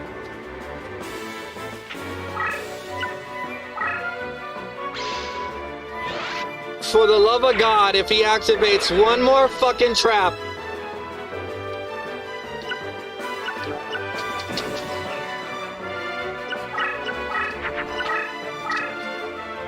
I might just call out my blue eyes. This is ridiculous.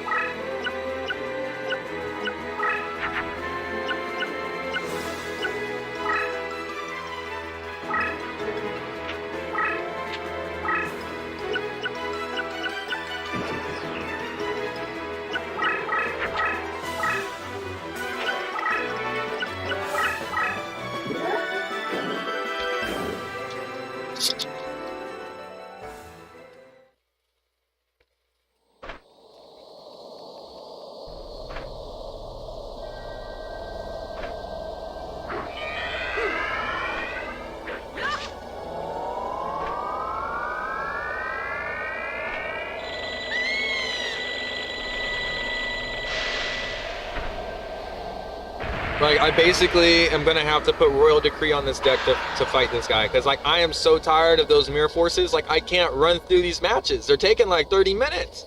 Like, his dad doesn't use a single mirror force. He just deserts like 3 times in one match, but he never used mirror force. All right, come on, hit Exodia, do something.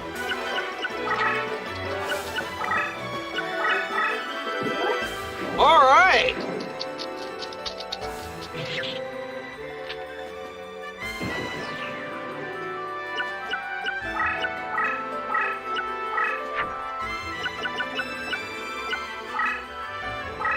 Please give me Dark Magician. That's all I want.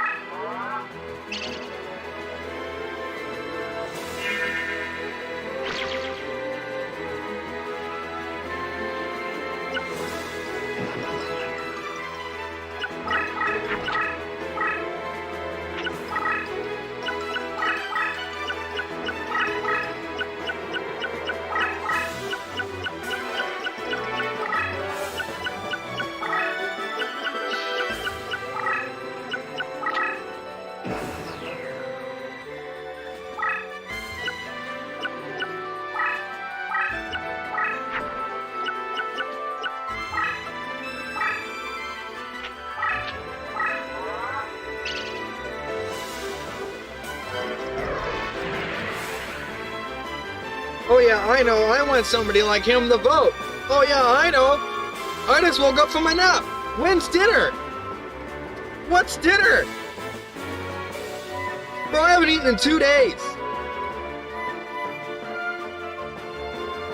You were gone for so long, we didn't have a paycheck. We don't have food. What do you mean? He's just a self-centered fucking asshole. Everybody has that one boss, right?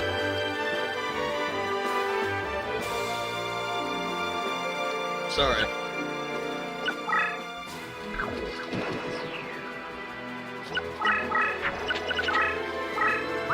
Are you kidding me?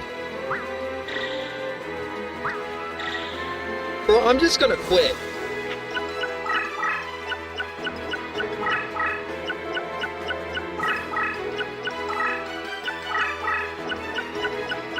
If it can't give me Dark Magician, I don't know what I'm gonna do, bro. I ain't gonna live 14 cards. Come on, Heart of the Cards.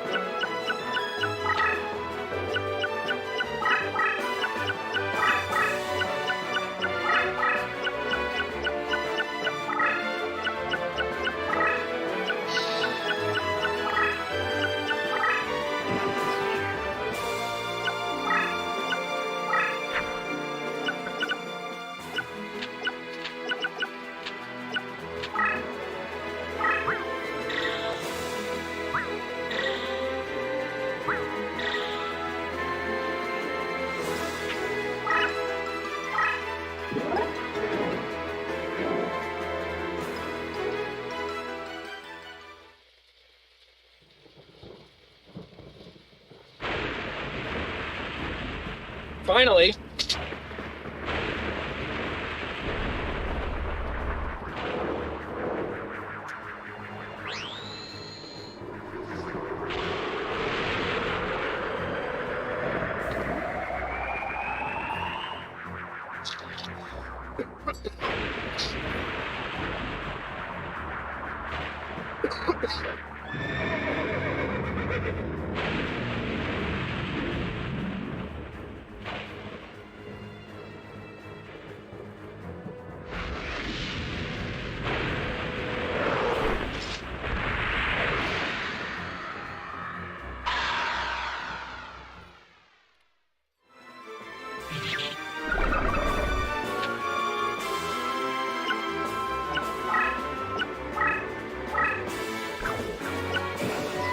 Come on, give me my blue eyes next.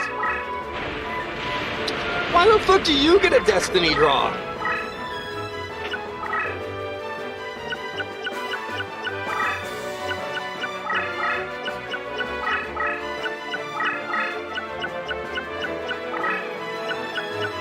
I don't know what that is, but I mean, I just... Maybe some things are never meant to know.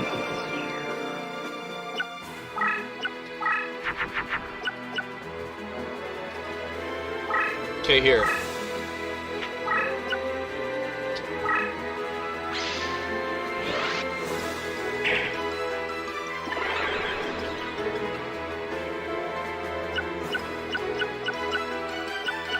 Yeah, I mean, at this point, I don't want to play with him anymore. I'm literally gonna break his deck. Watch this. Like, we're just gonna fuck around and find out if I get my blue eyes right now, bro, because that's the only card I didn't play. And if he gets another fucking Near Force, I'm gonna put Royal Decree. Oh my god. And I'm just so long, Yug. I'm so done. Of course! Why not?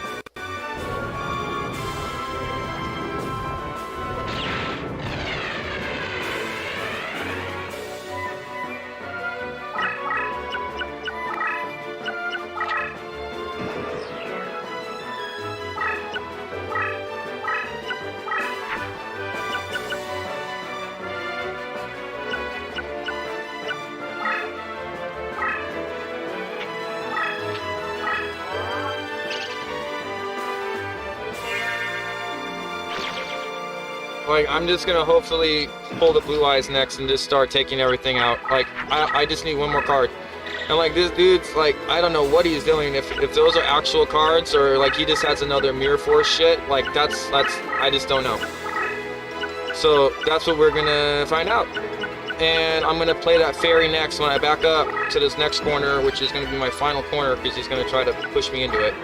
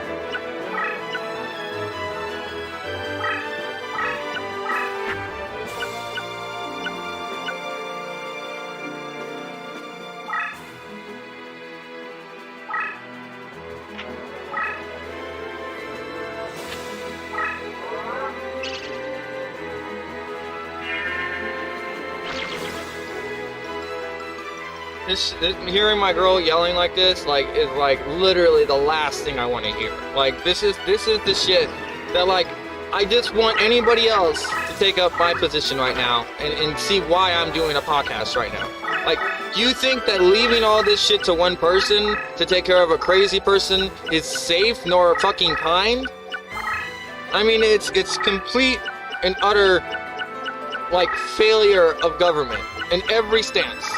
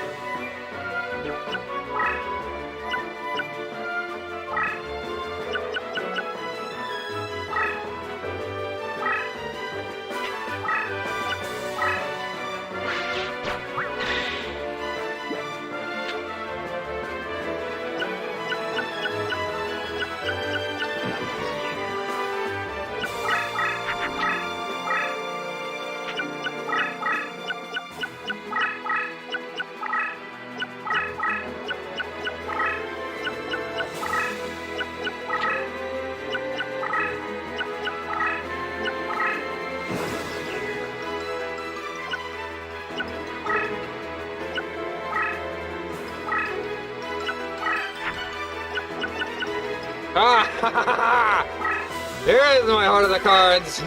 I know I didn't throw that one away. GG, bro. Get the fuck out of here with your bullshit fucking trap cards, Yugi. I'm fucking done with your ass.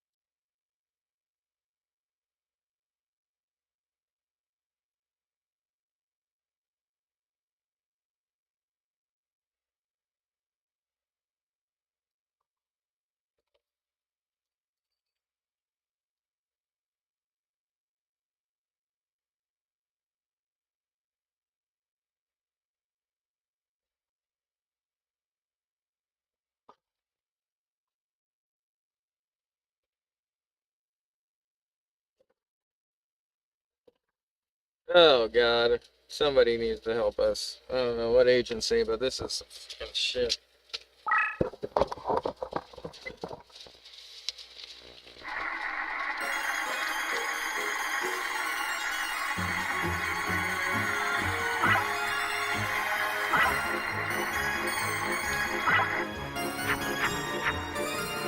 I had all those except for like the moon. No, I had the moon. That was mine. That's my moon. Gifted the moon goddess or whatever.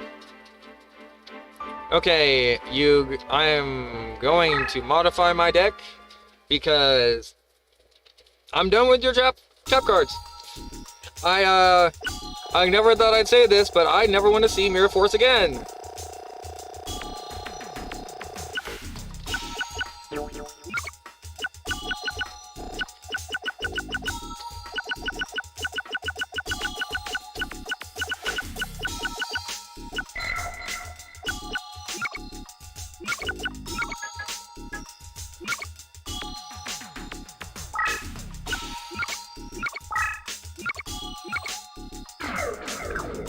Okay, well, we're up to 1,000.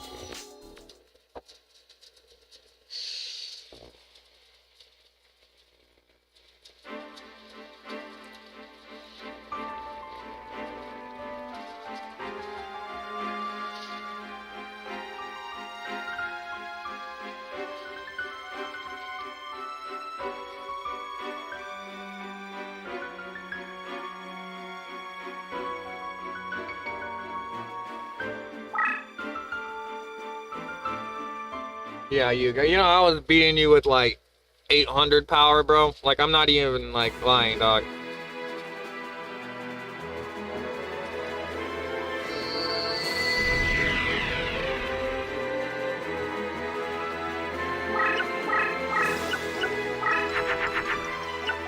Nice.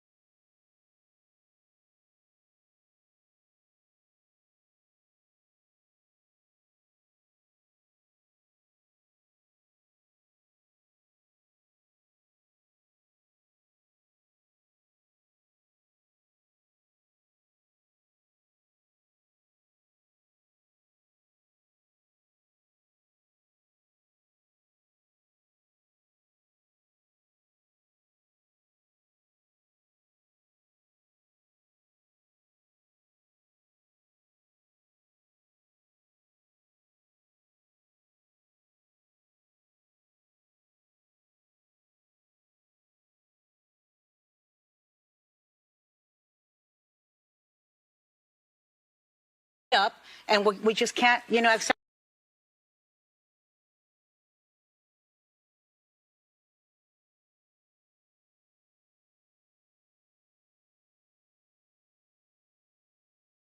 If you go, it may not have been like Marielle, but if you go back to the caravans that were happening in 22, 23, we know that those things were funded. They were in some ways supported by the government. So I don't know how you define support or not support, but if people are encouraged to come into our country after having spent time in prison by their own governments, I think.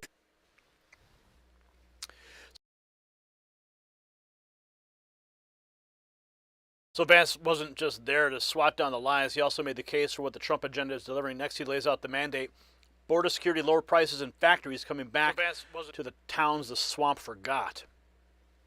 I think that's ultimately up to the voters, right? I think voters have every right to expect as much as possible out of their elected representatives. We certainly know that we were elected on a number of mandates. One was to close the border, which I think we've done successfully, exceeded expectations there. Number two was to lower prices, and there's a lot of work to do, in large part because of what's happened over the last few months in the Middle East. But as you said, oil, which got up to $120 a barrel, now is at $80 a barrel. That's going to be reflected in lower fuel, lower food, lower energy prices. But there's a lot more work to do. The thing that I'm proudest about most, because as some of you may know, I grew up in one of these towns that was forgotten by the leaders in Washington of both parties, is that you're seeing, that's Middletown, Ohio. That's my hometown in southwestern Ohio. It was a proud steel town. I was raised by a grandfather who was a union steel worker, is that those jobs disappeared. Those factories closed down. The thing that I'm most excited about is you do see a large amount of capital investment coming into our country. Factories being built, construction jobs are way up, manufacturing jobs are starting to catch up. So there's a lot more work to do. I think that we're making progress, but ultimately we're going to make our pitch to the voters in November, and they're the ones who get to decide whether we've done a good job or not, and that's how they're going to vote. Construction jobs are way up, manufacturing jobs. That's the bigger point. Shut the border, enforce the law. Fraud machine starts breaking apart. Next, a major immigration law firm tied to tens of thousands of visa cases shuts down under allegations it fabricated abuse claims to game the system. One of the largest immigration law firms in the U.S. just shut down. A bomb just exploded in the immigrant community, and fear is everywhere. Here's why. The largest immigration law firm in the United States, boom, just shut down. And why? Investigation for fraud. What was the fraud? Well, the attorney who owned the firm, her name is Alexandra Lozano. She specialized in visas for victims of domestic violence, victims of human trafficking, and the feds and also clients were investigating, and there was a civil lawsuit alleging that she was purposely faking affidavits, creating stories to get people visas, specifically a lot of people who entered without visas so that they could fix their status here in the United States. So, I'm going to tell you now, this is the real turning point. The Trump administration is building a deterrence model. Not just arrests, but visible consequences. Not just cleaning up the border, but protecting the officers, the buildings, the vehicles, and operations that make enforcement possible. That's why the Minnesota case matters so much. Federal prosecutors are signaling that if the anti-ICE activity becomes organized, planned, funded, or violent, it can trigger a much broader legal response. Add the New Jersey manhunt, the Portland arrests, DHS promising decisive action, and a clear doctrine emerges. If you oppose immigration enforcement peacefully, that's your right. If you cross into intimidation, assault, obstruction, or coordination, you're not a protester in the eyes of the administration. Now you're a criminal target. And honestly, it's really about time. America cannot have a functioning republic if federal agents are hunted, rammed, surrounded, screamed at, and sabotaged for carrying out their lawful orders. President Trump promised to restore law and order, secure the border, and back the men and women on the front lines. This is exactly what that looks like. Vice President Vance said the border mandate has been met, and now we're seeing the follow-through. Consequences for the people who try to break the enforcement system from the outside, and as the immigration fraud scandal suggests, from the inside too. That's how serious governments act, and that is how you restore respect for the law. If you stand with ICE, if you believe attacks on federal officers should bring real punishment, if you think that the days of activist immunity should be over, share this report everywhere. Then comment below with a simple yes or no.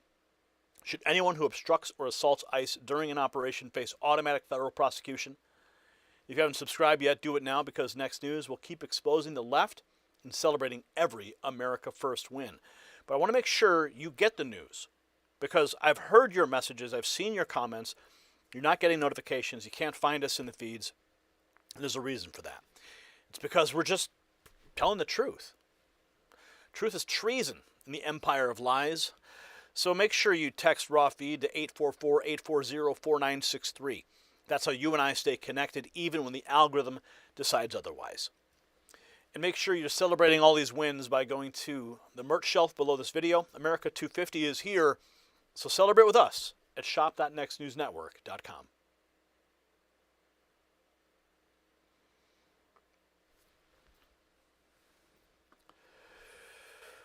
Okay, so we're moving from the anti-ICE saboteurs into what is going on in Minnesota. Trump exposing Minnesota fraud machine. Tim Walz is caught red-handed. We're going to get into the details right now. And if you haven't seen any of this yet, you can always scroll back in the feed. You can watch the reports, or you can check them out on Next News on X, Trump Daily Posts on X, as well as on our YouTube channel or Rumble.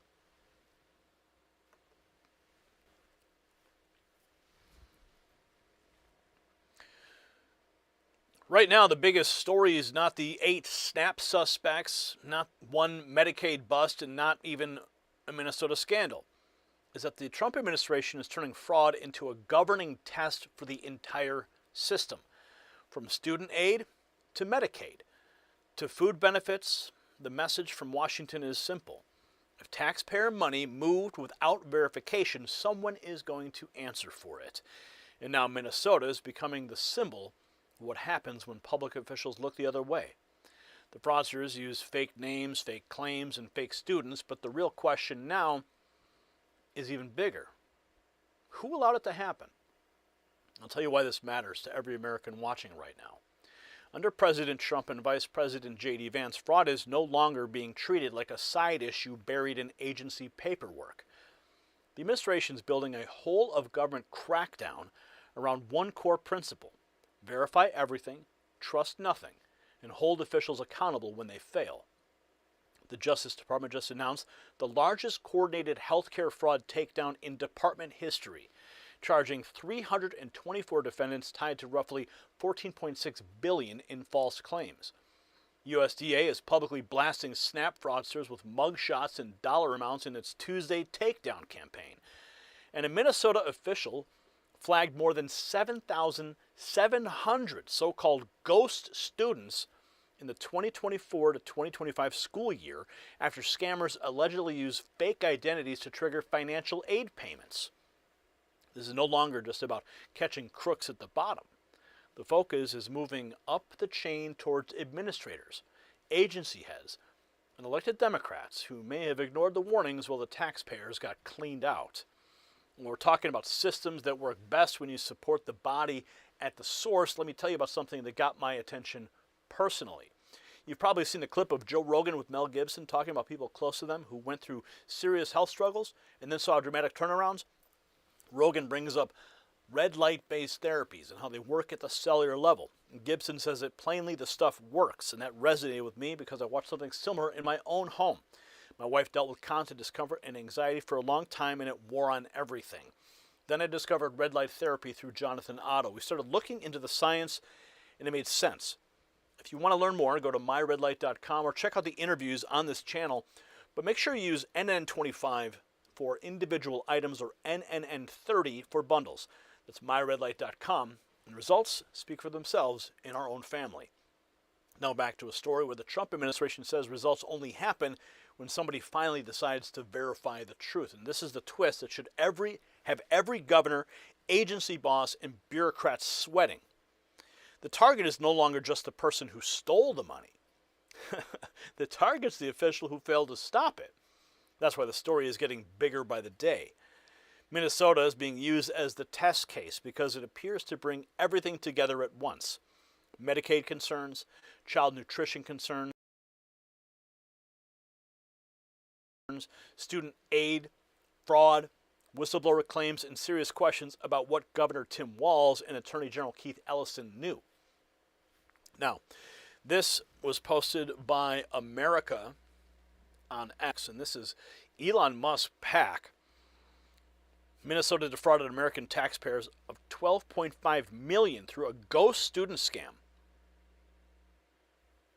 Federal lawmakers are moving forward with a bill to combat so-called ghost students. It's a nationwide problem, and it's happening here in Minnesota as well. It involves scammers enrolling in colleges, applying for financial aid, then pocketing the cash without ever stepping foot in a classroom. Fox 9's Mike Manzoni joins us now to explain. And Mike, state colleges just got some extra money to actually crack down on this problem. Yeah, Karen, this problem mostly impacts community colleges. The Minnesota state system says it flagged more than 7,700 ghost students in the 2024 to 2025 school year. The system says it received $3 million to help verify students' identities and prevent this fraud. A fraud expert walked us through how ghost students get away with it. They enroll in college under a fake identity. Sometimes they might even show up online and pretend to engage for a period of time. They do whatever it needs to be done to trigger the disbursement of financial aid, and then they disappear. So the student never existed, but the money is real.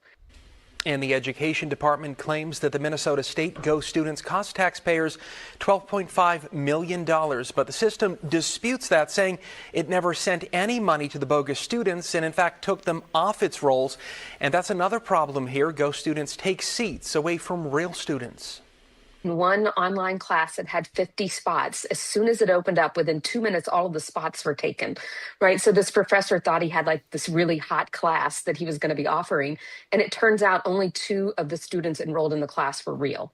The rest were all fake. And the bill at the federal level would flag colleges that enroll ghost students and allow for audits and other oversight measures. It still, though, needs to pass the Senate before heading to the president's desk, Karen. Wow, interesting. All right, thank you. So it wasn't just a few fake names clogging community college classes. Minnesota got hit with a fraud pipeline that burned taxpayers for millions. Now, House Oversight is naming names, laying out how Tim Walz and Keith Ellison allegedly helped fuel a much bigger explosion. This from the House Oversight Committee. We just released a bombshell report exposing Walz and Ellison and their fraud. $9 billion in Medicaid loss, $300 million in federal child nutrition funds placed at serious risk. So they've just dropped the report. The cost of doing nothing, how Tim Walz and Keith Ellison fueled Minnesota's fraud explosion. So that report puts Walz and Ellison at the center of a mess. Next, a 20-year Minnesota employee goes public and says she was sidelined, ostracized, and put on leave after warning about the fraud. That Tim Walz was happily looking the other way. As Tim Walz's administration was referred to the DOJ and a Minnesota whistleblower gone public, she was intimidated for speaking out about third world fraudsters. Fox, she faced retaliation after sounding the alarm about fraud inside the state government, as the White House refers top Minnesota Democrats like Governor Tim Walz for a potential criminal investigation. Senior correspondent Mike Tobin, live from Chicago with the latest. Hi, Mike. And, John, there's been a lot of recent developments with the House Oversight Committee releasing their findings. The vice president is calling on the Justice Department to investigate whether Minnesota officials harassed or intimidated whistleblowers. And a state employee tells Fox she faced retaliation for speaking up. Faye Bernstein is her name, a 20-year state employee who worked in behavioral health services. She says she warned state leaders about weak oversight of contracts and grants years before the fraud scandals came to light. Bernstein says she was eventually sidelined, ostracized, and placed on investigatory leave. She told the House Oversight Committee she worked in an environment where employees feared being labeled racist for questioning fraud or mismanagement. Bernstein says that is exactly what happened to her. Oh, it was very intimidating. You lived in fear of being called racist. And that is life-changing. That changes how you walk around in the world and how you do your work. I am not confident speaking up about things anymore. It is very impactful. The House Oversight Committee says it interviewed nearly 30 Minnesota whistleblowers. Some allege that after reporting fraud, DHS investigators photographed their homes and vehicles, monitored their phones, and sought information about their children. Governor Tim Walz said he was unaware of employees being threatened, but that would be intimidation. Any intimidation, he said, would be inappropriate. Walz and Attorney General Keith Ellison have rejected claims they ignored warning signs of fraud. Now, the vice president said if Minnesota officials facilitated fraud, lied under oath, or harassed whistleblowers, they should be held accountable. Now, Bernstein says she doesn't believe criminal charges are warranted, but said some state officials should be fired over their handling of the fraud. John? No, I think they should be arrested. So that's how the whistleblower says the system punished the people. Now Comer goes further, arguing Walz and Ellison should face accountability for retaliation and possible criminal behavior. Here is Representative Comer talking about his report uncovering billions lost to fraud. To me, like there was criminal behavior on the part of both Governor Walz and Attorney General Ellison. And our report is based on transcribed interviews from 9 career state employees from Minnesota, most of whom were Democrats, who did the right thing. They were doing their jobs. They identified fraud multiple times. And in each instance they identified the fraud, they reported it to their superiors. They got frustrated because nothing was happening about the fraud, so they went all the way to the top. They went to both Attorney General Ellison and Governor Walz. Each time they were told to stand down by the governor and Attorney General. And the state employees were relentless. They continued to report the fraud, and Governor Walz even retaliated. And this is another crime that I think Governor Walz committed. He retaliated against the state employees who were blowing the whistle on the fraud. So I'm so happy that Vice President Vance is doing a tremendous job with his task force. They're actually prosecuting people in Minnesota that are committing fraud. Now with our report, he has referred that to the Department of Justice, and I'm very hopeful that we'll see some accountability, because if you don't hold the elected officials accountable for fraud, they will continue to commit fraud. So if officials are not punished, the fraud keeps rolling. Next, the Justice Department shows what a real crackdown looks like, with record health care fraud takedown targeting hundreds of defendants. The arrests are spreading, and Justice Department just getting started. Looking forward to seeing this massively ramp up. Good morning, everyone. My name is Matthew Gagliotti, and I'm the head of the Justice Department's Criminal Division. Thank you all for joining us today as we announce the largest coordinated healthcare fraud takedown in the history of the Department of Justice. Today marks a decisive moment in our fight to protect American taxpayers from fraudsters and to defend the integrity of America's healthcare system.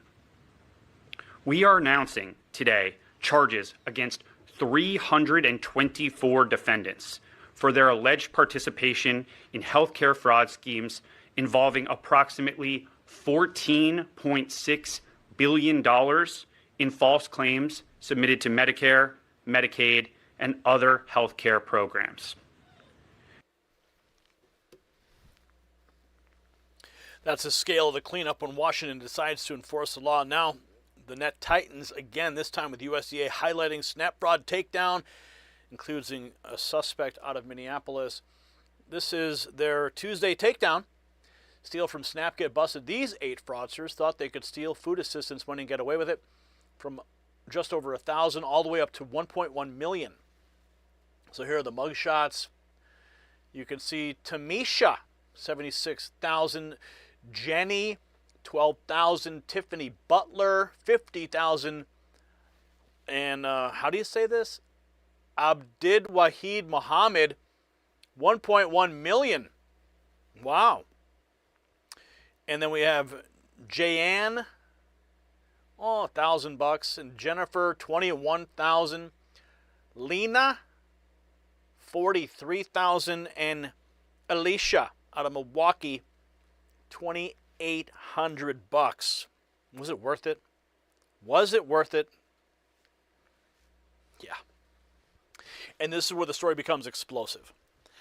House Oversight Republicans have now released a report arguing that Tim Walz and Keith Ellison fueled Minnesota's fraud explosion. citing billions in alleged losses and serious risk to federal funds.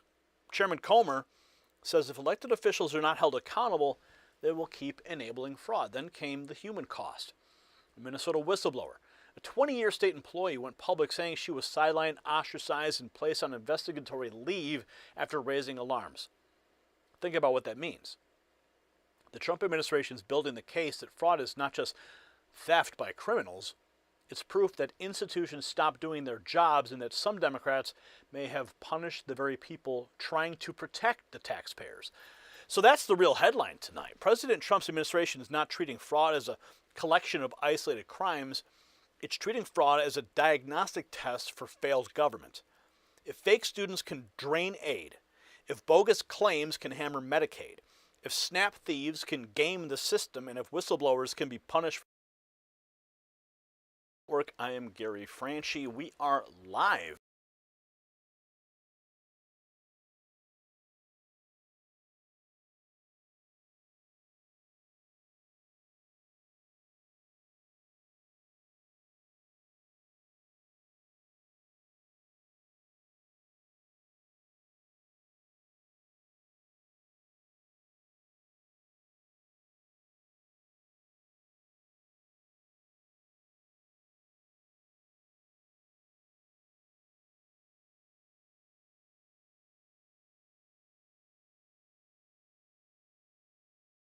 Right now, and it's 7:06 p.m. in Washington, D.C., 78 degrees, partly cloudy skies, 33% chance of precipitation, winds at 2 miles per hour. It's June 16th, 2026, and we're streaming on all platforms.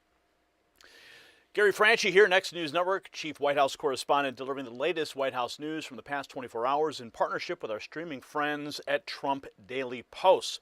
Tonight's rundown centers on President Trump leading a full day of high-level diplomacy at the G7 in France, while also moving to strengthen America's national security team with his nomination of Jay Clayton for Director of National Intelligence.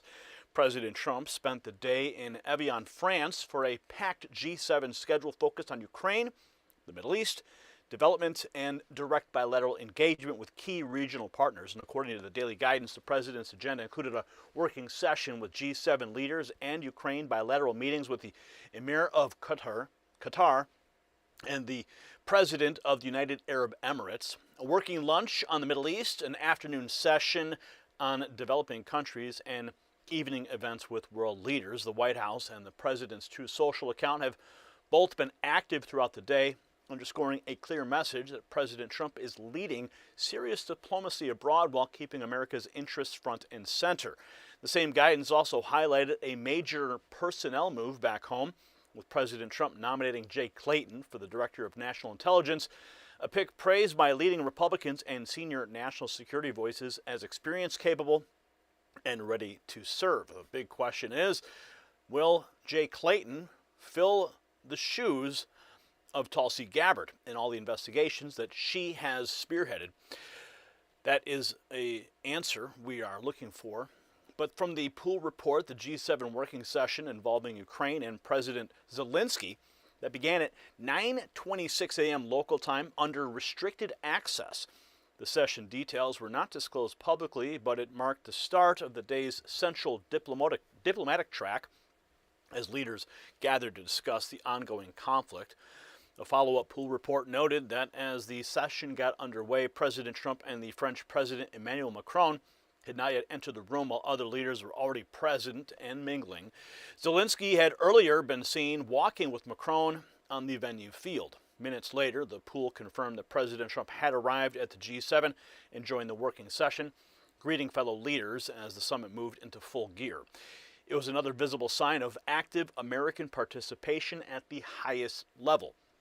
From a later pool update, President Trump, President Macron, and Zelensky held a meeting before joining the larger G7 session and were the last three leaders to enter the room. German Chancellor Merz also presented President Trump with a Germany World Cup jersey bearing Trump 47 on the back, while Secretary of State Marco Rubio was seen speaking with the president as the press exited. President Trump then met bilaterally with the Emir of Qatar, Tamim bin Hamad Al Thani, with Secretary Rubio, Treasury Secretary Bessent, and Commerce Secretary Lutnick in attendance. From the pool report, the president made clear that Iran will not be allowed to develop a nuclear weapon and warned of severe consequences if any agreement is violated, while also praising Qatar's cooperation, investment, and continued partnership with the United States. In fuller remarks from that same bilateral, President Trump again pushed back on rumors about U.S. money going into Iran, saying the United States is not investing there. He also pointed to Qatar's commitment to invest more than $1 trillion in America, urged progress towards a Russia-Ukraine deal, and stressed continued American strength and responsibility in the Middle East. Later, in a bilateral meeting with the UAE president, the pool reported that President Trump discussed Iran, the Abraham Accords, and a memorandum of understanding. The president said Iran's relationship is now normalized, said he expects movement within 60 days, praised the UAE's early role in the Abraham Accords, and indicated that the MOU would be handled formally and shared in an orderly way. The G7 schedule also included the traditional family photo where President Trump stood alongside fellow G7 and partner leaders. Reporters were briefly allowed inside to capture the leaders seated around the working table, with President Trump positioned between President Macron and Prime Minister Modi. Back in the United States, the White House said that Vice President Vance will travel to Bethpage, New York on Wednesday to deliver remarks on the administration's effort to combat crime and fraud, reinforcing the on law enforcement, accountability, and protecting the public. Taken together, the last 24 hours show an administration active on every level. President Trump leading from the front on the world stage, building momentum in critical diplomatic talks, and putting trusted leadership in place to protect the country at home. And with that, the White House update is complete.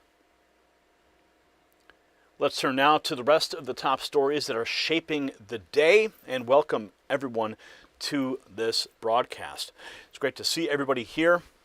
Dave, Mrs. Pothead, Kenny, Kevin, Looney Rooney, Corinne Lynn, Ron the Don, everyone is filing in. Great to see you guys here.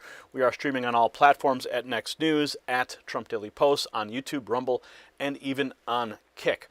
So we've got lots of news we're going to be getting at today as we begin this broadcast.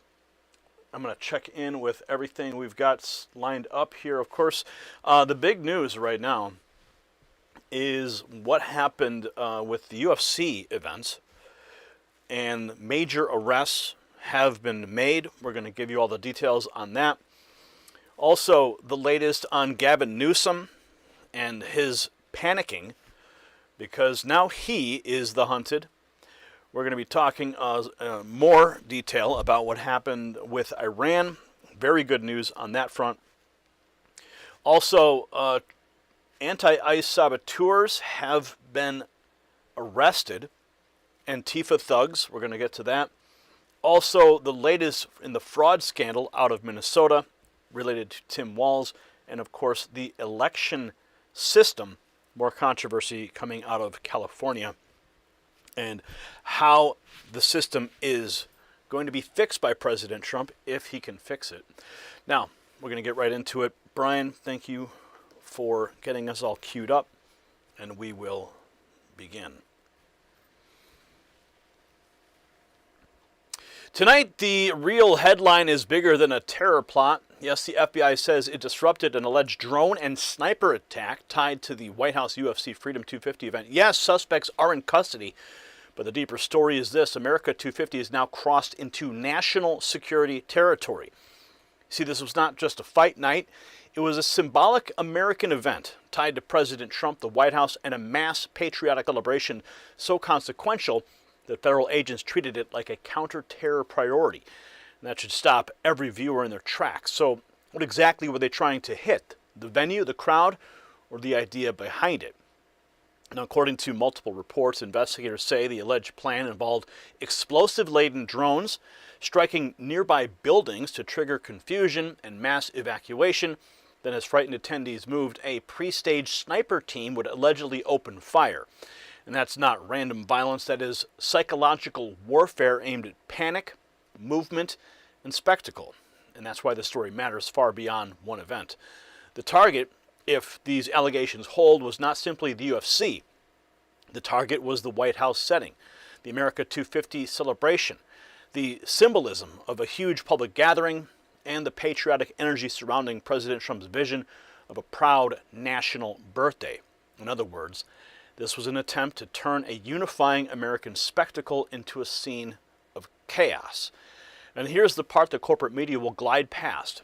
Once an event draws this kind of hostile attention, it means it has become nationally meaningful. America 250 is no longer just a commemoration under the Trump administration. It has become a symbol worth defending, and apparently in the eyes of enemies, worth attacking. And before we go further with all of the details, when stories like this remind you how much stress people carry every day, it also reminds you to take care of your own home and your health. Now, you've probably seen the clip, Joe Rogan sitting with Mel Gibson talking about people close to him who went through serious health struggles and then saw dramatic turnarounds. Rogan brings up light-based therapies and how they impact the body at a cellular level. Gibson says it's straight, this stuff works. And that got my attention because in my own life, I watched something very similar unfold. For a long time, my wife was dealing with constant discomfort and anxiety. It was one of those battles that drains a family quietly. Then I came across Jonathan Otto and red light therapy and it opened my eyes. If you want to learn more, go to myredlight.com. Use NNN25 for individual items or NNN30 for bundles. It is certainly worth taking a look at. Now back to the bombshell details that show just how serious this operation really was. Now here's the twist that changes everything. The case may have started not with some massive surveillance breakthrough, but with a mother who saw warning signs in her 19-year-old son's behavior and made the call. From there, investigators reportedly uncovered signal chats, travel plans, weapons purchases, and alleged reconnaissance connected to a wider network stretching across multiple states. Think about that. A patriotic event at the White House, an America 250 crowd, and a plot pieced together from digital breadcrumbs and one family's alarm. And that's where this moves from headline into a national wake-up call. Fox News had this to say: 3 suspects identified in a plot to target the White House UFC event. Brian Omar Roa, Michael Allen Thomas arrested in California, charged with conspiracy to commit murder. Tyson Proper arrested in Ohio. So it was never just about a fight card. ABC takes us where the real story goes next. The FBI says the White House America 250 drew an alleged explosive drone plot. The FBI disrupted the alleged plot targeting UFC Freedom 250 fight at the White House with explosive drones, according to multiple sources. An explosive drone plot. So the jump from celebration to the federal terror investigation. Polymarket adds the scope: 5 suspects in custody, 18 others reportedly still at large. FBI makes the announcement it busted a massive drone terror plot targeting White House UFC event, 5 suspects in custody. And that's where this gets even darker. MJ Truth Ultra lays out the alleged playbook: drones to trigger panic, then a sniper team waiting for the crowd. Oh my lord. Terror plot. One suspect said the goal was to target billionaires and APAC recipients.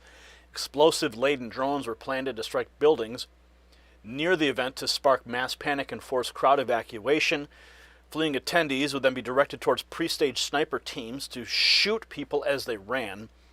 There was reportedly a possible second wave where attackers would storm the White House gates amid the chaos. The FBI learned of the threat on June 10th of this year through signal chat messages. Investigators identified 23 people involved in discussions about the plot from analysis of one suspect's phone and related communications. An initial arrest was made in Cincinnati, Ohio via a search warrant. Multiple additional suspects taken into custody. Reports indicate at least 5 in total as of June 16th. Some suspects had traveled to Fredericksburg, Virginia for final preparations. Here's some news as it was breaking. News out of Washington, D.C. on a potential tragedy that's been averted. The FBI revealing earlier today it foiled an alleged terror plot that was set to target Sunday night's UFC Freedom event at the White House. Officials say nearly 24 plotters were identified. They have 5 people in custody. The alleged plan featured explosive-packed drones hitting buildings near the event. Then we are told they would steer the crowds toward a sniper team in waiting, ready to pick people off. David Spunt is live in D.C. with the latest. David, this news just breaking. What do you know? Well, I've reached out to several sources, and I'm awaiting some more details, Dana, on names and specific charges. We're told we will get some more information as the day unfolds. This involves nearly 24 people as part of this potential network, according to authorities, and details were uncovered on an app called Signal, which is an encrypted chat app. 5 are in custody. Fox Digital reporting investigators have 23 people on a list as part of this potential network of alleged plotters. Investigators tell Fox the plan was to use drones with explosives to hit buildings near the White House, which would force a mass evacuation and steer crowds toward a pre-staged sniper team. A, quote, second wave was allegedly planning to storm the White House. So what you just heard wasn't about sports at all. It was about turning a patriotic gathering into chaos. Now, FBI disrupts terroristic drone sniper attack plot.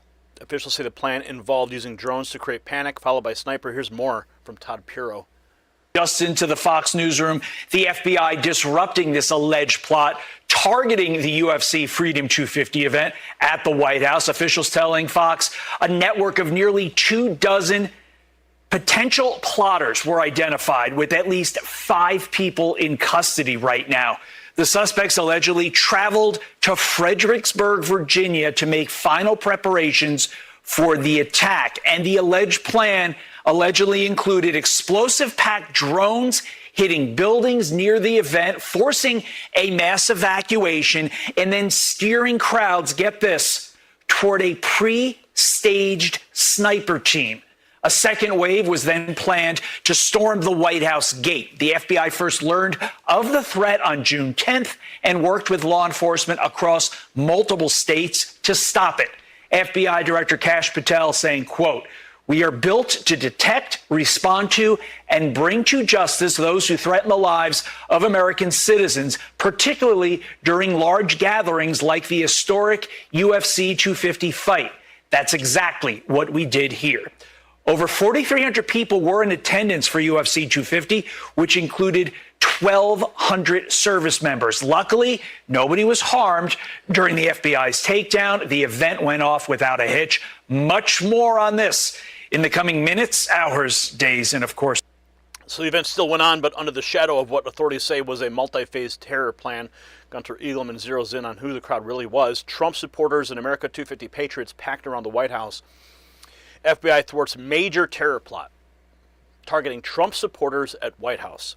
Explosive-laden drones, pre-staged snipers aimed at 80,000 Trump fans and UFC crowd on the ellipse during the celebration. Create chaos, force deadly evacuation, maximize casualties. Thank God Director Patel caught this on signal chats before it happened. This was no lone wolf. It was a well-planned attack on the president's supporters. Here's more. Jonathan Turley calls it a cautionary tale. Right now, the White House would not have been the target. It would have been the supporters of the president. White House has extremely great drone technology. Sometimes you'll see some of the agents with these, what looks like heavy guns, but they're to essentially jam the signal of these drones. And with them saying in the documents that the FBI is releasing to our newsroom that they have a station team, which is essentially have crowds of people rush toward an area and then those snipers hit them. That tells you those were the target of Trump supporters, the UFC crowd, that fan fest that was outside of the White House. It drew about 80,000 people, so a lot at stake here. Thank the good Lord the FBI was able to thwart this before the event happened. We're learning about it obviously after the fact so that people who attended wouldn't be scared. But they uncovered this on signal chats. Multiple people allegedly discussing this attack at the UFC event. The investigation stretched across at least 12 FBI field offices. The goal was to target capitalist elites, billionaires, politicians who received donations from the American Israel Public Affairs Committee. Yeah, and good on Director Patel. The point you made there, Ainsley, about this stretching across 12 FBI field offices means they're one team working together. Mm-hmm. But it is a sobering morning we are waking up to this because we have not seen, but yet long feared, to your point, Lawrence, that there would be explosive-laden drones tried to use an attack. This alleged plot was going to create this mass chaos evacuation of those 80,000 people, and they had enough people involved that this was going to be a very deadly incident. Where have we seen explosive-laden drones?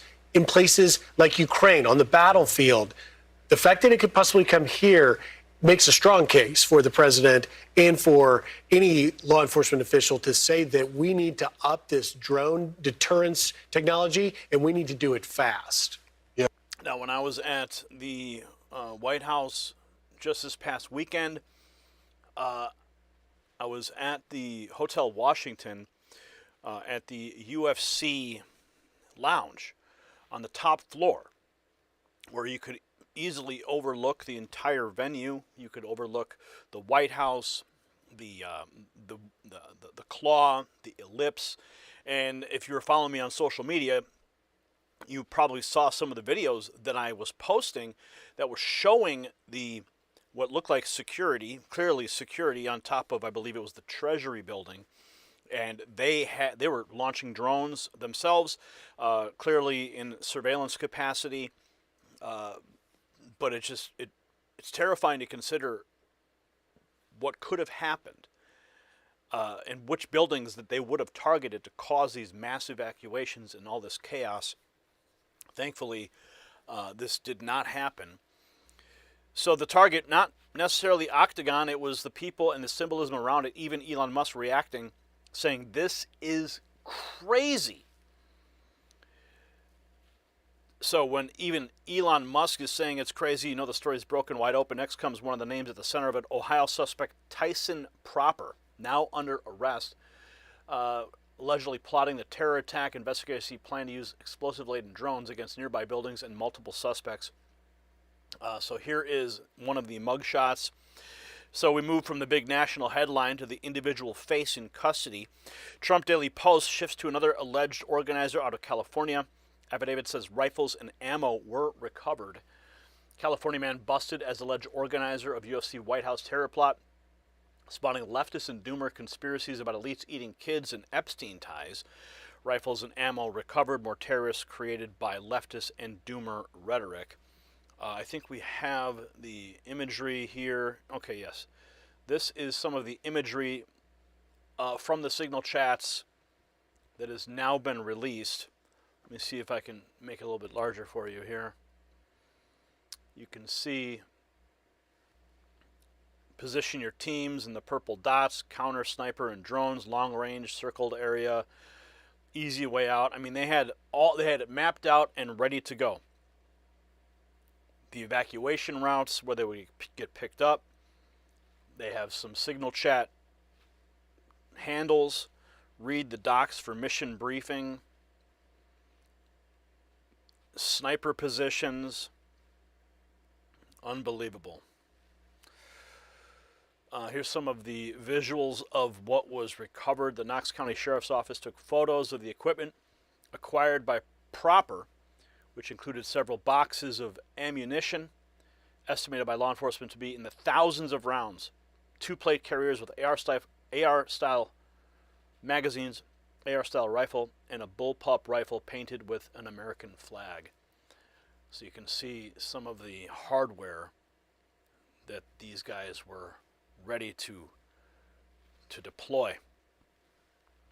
The equipment was turned over voluntarily by the family to law enforcement. So the California arrest raises the obvious question: how did investigators crack this network in the first place? Bill Maloogian has the key detail. First alarm reportedly came from Proper's own mother. Feds say Proper's mother made the police when she became concerned about his activities when the wider web plot was uncovered. On or about June 10th at approximately 9:18 p.m., officers with the Knox County Sheriff's Office and Danville Police were dispatched to an address in Knox County in reference to a disturbance. The caller, identified as Proper's mother, was concerned about her son, identified as Proper due to his recent conduct, including firearms purchases and communicating with certain individuals online. Officers arrived at the scene 9:38, spoke to Proper and his mother and father. Proper is a 19-year-old male, lives at the residence with his parents. Proper's father said that Proper had recently met random people online and had been planning recons with these individuals. His father said Proper had been planning to leave this upcoming weekend, the weekend of June 13th, 2026, to meet up with those individuals online.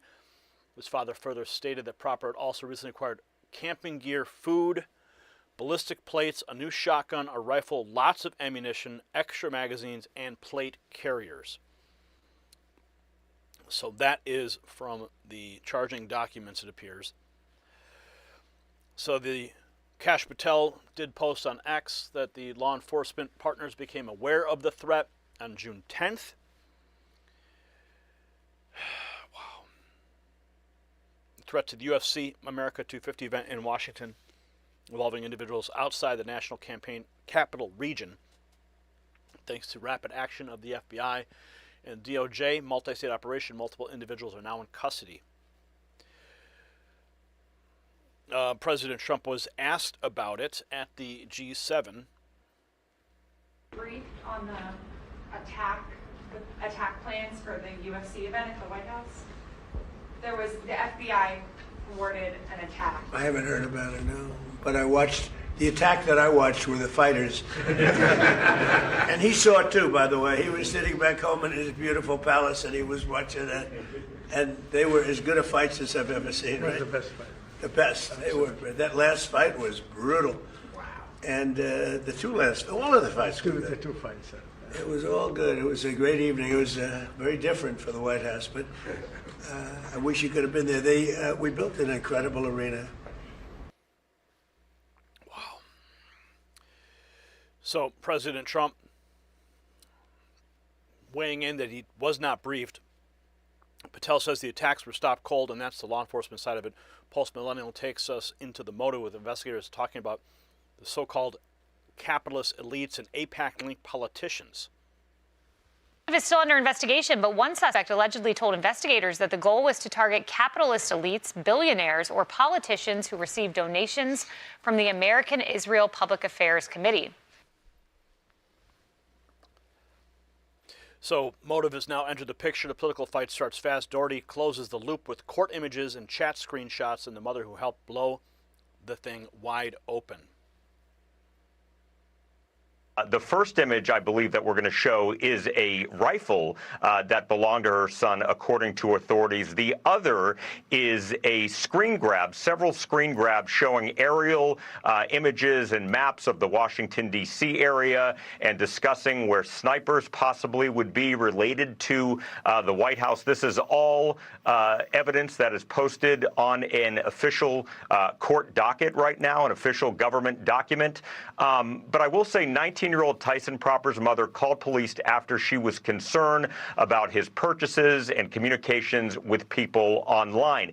It then led them to conversations that he allegedly had with someone named Brian Roa and Michael Thomas in Southern California. They appeared yesterday before a federal judge. We're also told that there is a suspect in Nebraska and one in Missouri as well. So what we're being told here, Kaylee and everyone on the couch, is that this alleged plot consisted of a plan to have drones that were actually armed with some type of firepower go and attack buildings around the White House. And once people left, they were going to have snipers nearby attacking some of the people leaving.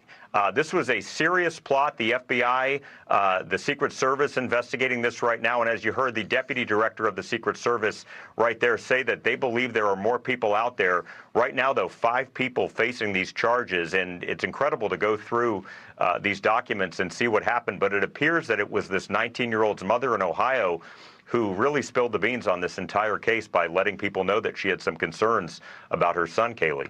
Thank goodness that mom did that. And that 19-year-old is the one I mentioned who was alleged to use his graduation money to purchase these weapons. Wow, David, thank you for this update. Thanks, Kaylee. Unbelievable. Absolutely unbelievable. The mother turning in her own son. That's where we are right now. So what does it all really mean? It means America 250 has graduated in something much larger than a celebration. First came restoration projects, then cultural events, then mass participation, now security significance. That's the arc. The Trump administration wanted this anniversary to feel proud and visible and unmistakably American. Mission accomplished. And with that success comes attention from supporters, from the press, from political enemies, and of course, from violent actors who wanted to shatter the moment through fear. UFC branding wasn't just the wrapper. The true target was symbolism, the White House, the crowd, the patriotic energy, and the sense that America under Trump is confident again. When federal authorities mobilize across states to defend an event like that, it tells you America 250 has become a national symbol in real time. So thank God for the agents, the local officers, and federal partners who move fast. Thank God a mother spoke up, and thank God this alleged nightmare was stopped before innocent Americans, Trump supporters, families, fighters, staff, and guests were caught in the engineered chaos. But let's be honest, the next fight starts now. Not just over security, but over the culture that keeps demonizing patriotic Americans, inflaming class hatred, and acting shock when unstable people turn rhetoric into operational plans. The left can dismiss that all it wants. Normal Americans see the pattern. The Trump administration is proving that America 250 is not some empty slogan. It's becoming a living national project big enough to inspire pride, participation, and now the full attention of law enforcement. If you believe that President Trump was right to make America 250 bold, visible, and unapologetically patriotic, share this report. Subscribe and sound off below yes or no. Should America 250 events now receive full enhanced federal security from this point forward? I want to hear from you. But I also want to make sure that you get the news that you depend on. Thousands of patriots have already done so. They've already texted the words raw feed to 844-840-4963. They're getting the news when YouTube decides to not share us in the algorithm or not send you notifications. So make sure you do that and stay plugged in with us here. But since we're talking about America 250, yes, it's a scary event that these people want to attack, but it's also time to celebrate. Make sure you find some gear from the Next News merch shelf below this video or go to shop.nextnewsnetwork.com.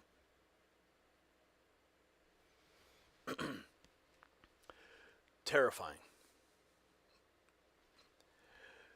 Absolutely crazy that these guys were caught. Thank God they were caught. What are you guys saying in the chat? Oh, wow. When I saw the news this morning, I couldn't believe what I was reading. But, I'm not shocked. Personally, I'm not shocked. I knew that it was going to be a target. That somebody, somewhere, was going to try to do something stupid. And there are many more events planned, so hopefully those events receive extremely elevated security. When I was there, security was tight, just to get on the ellipse. Even just to get in and around the hotels was difficult. Roads blocked off. I mean, the security was intense.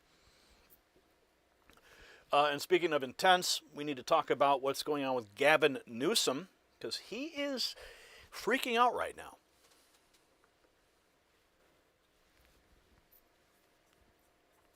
Tonight, the biggest story out of California is not just that Gavin Newsom is publicly melting down over DOJ investigations swirling around his orbit. It's that the entire argument that Democrats mock for years is now boomerang right back into their lap.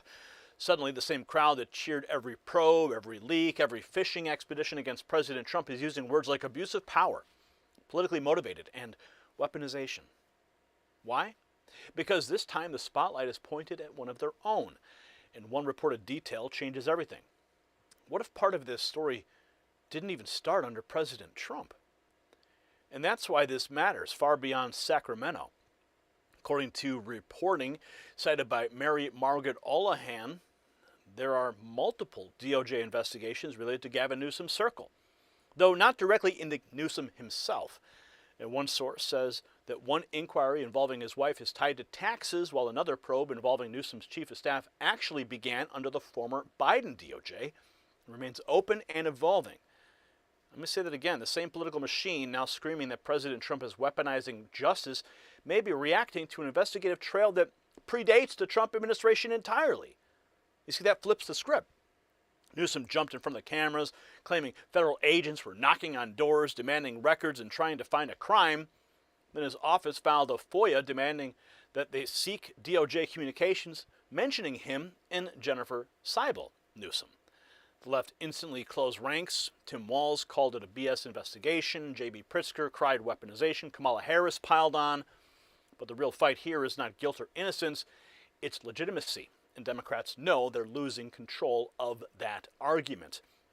And while we're talking about institutions people no longer blindly trust, Here's something I do trust when I see real results. Now, you've probably seen the clip, Joe Rogan sitting with Mel Gibson talking about people close to him who went through serious health struggles and then saw dramatic turnarounds. Rogan brings up red light-based therapies and how they impact the body at a cellular level. Gibson says it's straight, this stuff works, and that got my attention. In my own life, I watched something very similar with my wife, who dealt with constant discomfort and anxiety for far too long. That's why I looked into red light therapy and its work. See, Jonathan Otto is spotlighting it. He's been on this channel multiple times, and you can check out the interviews. They're remarkable. But if you want to learn more, go to myredlight.com. See, it's one of those tools that people are turning to because they're tired of being told to ignore what they can plainly see with their own eyes. Use NNN25 for individual items or NNN30 for bundles. Now back to the California meltdown, because the more Democrats talk, the more they prove the point. See, here's the twist. They do not want you focusing on. Newsom did not just deny wrongdoing, he instantly moved the story into 2028 presidential politics by saying President Trump is targeting him because he's considering a run for the White House. That's the tell. The moment he said that, every subpoena, every records request, every whistleblower claim stopped being debated as law enforcement and started being sold as election interference. That's exactly why the language from Newsom, Walz, Pritzker, Harris, and Padilla suddenly sounds so familiar to conservatives. California is escalating, absolute chaos unfolding right now as secret DOJ record demands come to light. The whistleblowers have officially stepped forward and the inner circle is compromised. Listen. Right now out of California, Democratic Governor Gavin Newsom claims that President Trump and the DOJ are, quote, coming after him and those around him by trying to find a crime, his words, that does not exist, and what Newsom calls an attempt to intimidate him. Here we go. Listen. Donald Trump isn't just coming after me because of my mean tweets. He's coming after me because I'm considering running for president, because he hates that I've consistently called him out over and over again for his lies and deceit. Donald Trump is simply the most corrupt president in American history. He's turned the levers of government into his own personal power ministries to reward cronies and to try to jail his opponents. So let me say it again. Mr. President, come after me. I'm not going anywhere, and the country is watching. Okay, so that is fresh sound from California just about an hour ago now. No comment to Fox from the DOJ as of this hour. A source there saying that there are several investigations into people around Newsom, including his wife and his former chief of staff, and they originate from whistleblowers. Fox News asking for clarity out of Newsom's office around what he means when he says the DOJ is demanding records. That has not been defined. We'll update you as soon as we get more word on that. So Newsom claims the DOJ is trying to find a crime that doesn't exist. Now watch the full public meltdown, where he says Trump is targeting not just him, but his wife in his 2028 plans. Gavin Newsom, MJ Truth Ultra, almost in tears, announces he and his wife are now under investigation. Here are his full remarks.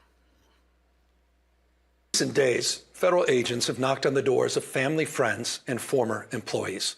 Not because they found a crime, because they're simply trying to find one.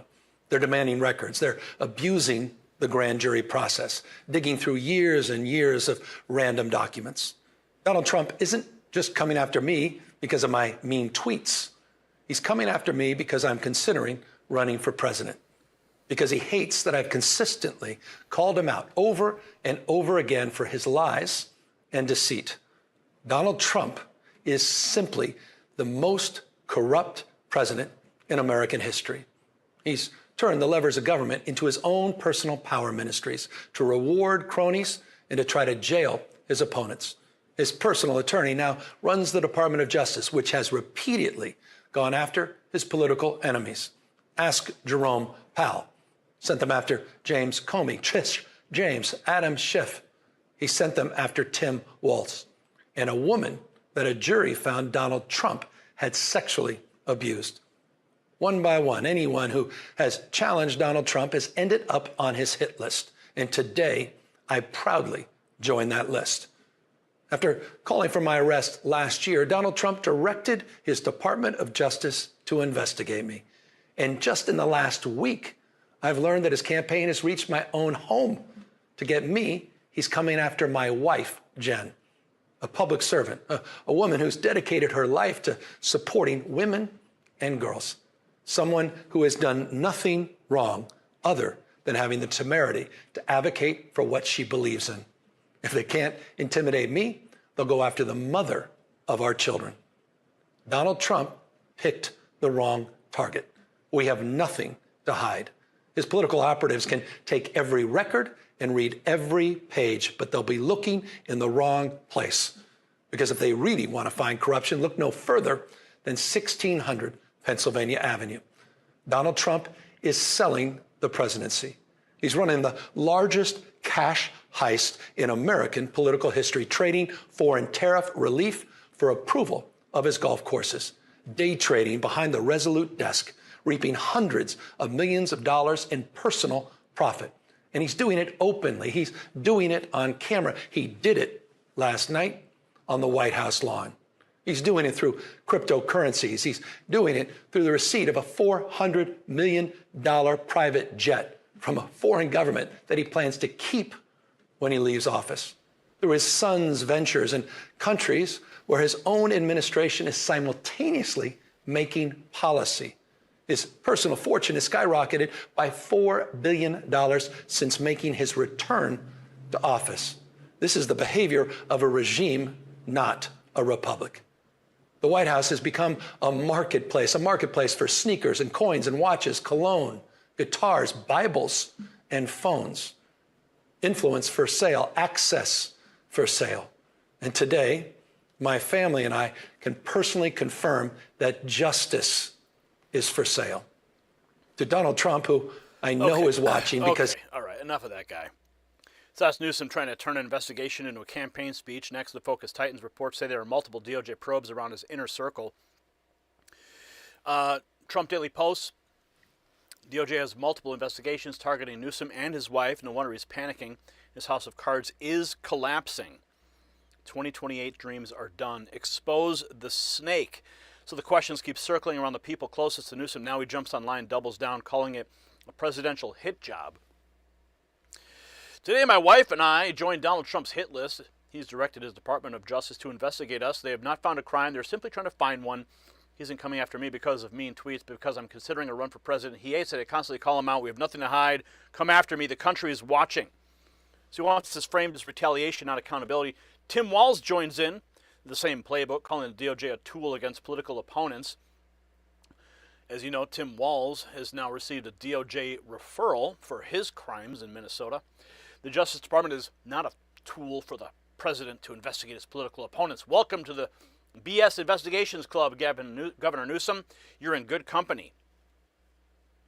So Walz using the language Republicans were mocked for using for years. Now here comes J.B. Pritzker taking it further, accusing the DOJ of being weaponized. This attack on Governor Newsom represents a dangerous escalation by Trump. The president frequently calls for the jailing of his perceived enemies, but his playbook of weaponizing the Department of Justice as a personal attack dog is another level of corruption. This must stop. So Pritzker's outburst shows how fast Democrats are rallying around the weaponization argument. Next comes the blunt response. Spare us the tears after what they tried to do to Trump. Oh, boo-hoo, Newsom. Y'all were about to throw Trump in prison for 96 years and we're supposed to feel sorry for you? Yeah, right. That's the backlash. Now the story turns to the money, the allegations that Jennifer Newsom's nonprofit funneled millions through salary and a production company. DOJ is investigating Newsom and his wife, Jennifer. She funneled nearly $4 million to herself from her nonprofit funded by Newsom's donors. They write here that Newsom's nonprofit, the Representation Project, is funded in large part by Newsom's political donors. Jennifer Newsom has taken $1.8 million in salary. She sent $2.1 million more to her production company, Girls Club Entertainment, funneled from the nonprofit. Textbook money laundering, they call it.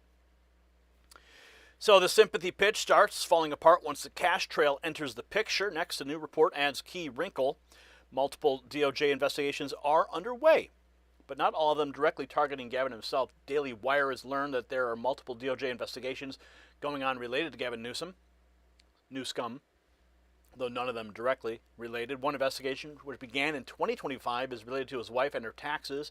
A source familiar shared a separate DOJ investigation which began under the Biden DOJ, involved Newsom's chief of staff. That investigation, which is still open and evolving, involves multiple Newsom's staff. And now, Newsom's office tries to go on offense, demanding DOJ records and calling the probe baseless fishing expedition.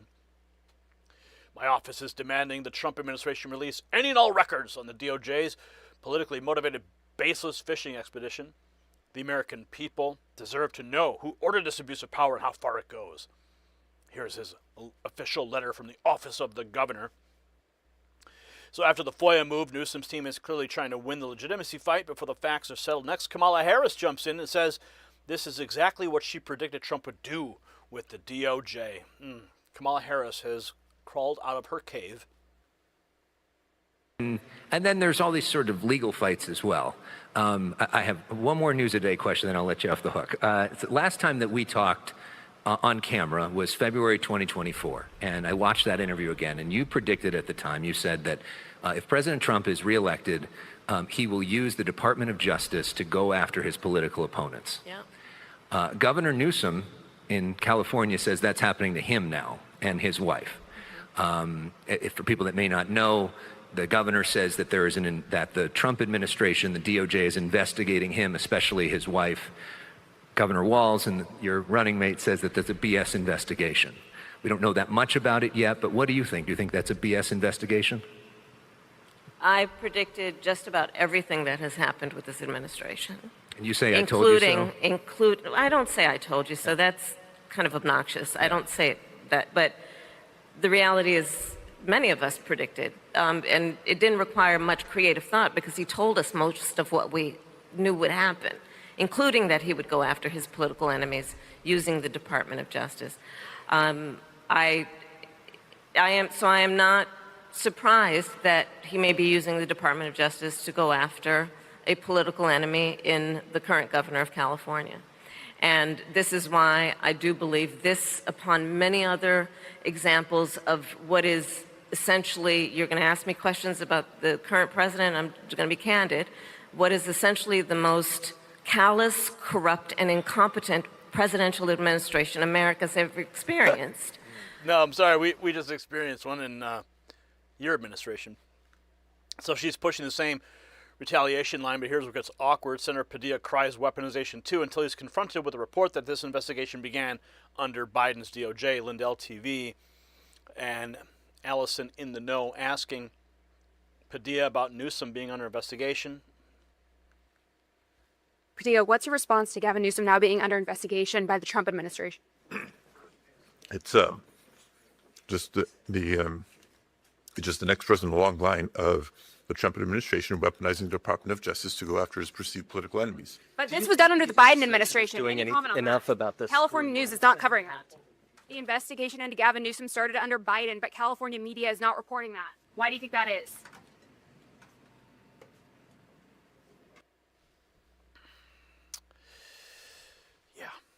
So this is the climax of the anti-weaponization story America's been living through for a decade. Republicans spent years warning that institutions could be bent into political tools through leaks, special counsel, selective prosecutions, and endless media-fed narratives. Democrats rolled their eyes when it was President Trump in the crosshairs, but now that Gavin Newsom says investigations are circling his wife, staff, and allies, the left has adopted the very same vocabulary word for word. That's the real headline. Not just new scum, not just California. The argument has come full circle from this point on. Every major investigation of a powerful politician will be judged by one question first. Is this accountability or is this retaliation? Whoever wins that public argument wins much more than one case. So, let's keep this simple. If an investigation that reportedly reaches back into the previous administration is now being used by Democrats as proof of Trumpian weaponization, then what we are really watching is panic mixed with narrative warfare. Newsom wants sympathy. His allies want a shield. Corporate media want a villain. But the American people have become a lot harder to fool after years of lawfare, selective outrage, and double standards aimed at President Trump and the America First movement. If there's nothing there, facts will settle it. If there's something there, accountability should not stop because the name happens to be Gavin Newsom. That's the standard conservatives demanded when Trump was targeted, and it's the standard that should apply now. So share this report everywhere. Subscribe if you're sick of the spin, and drop your answer below. Yes or no, do Democrats suddenly believe in anti-weaponization only because one of their own may be under scrutiny? Let's have a conversation, and let's keep you connected with the Next News Network. When the algorithm decides otherwise, we'll send you the notifications that YouTube won't when you text raw feed to 844-840-4963. Thousands and thousands of patriots are already getting the inside scoop direct from me every night.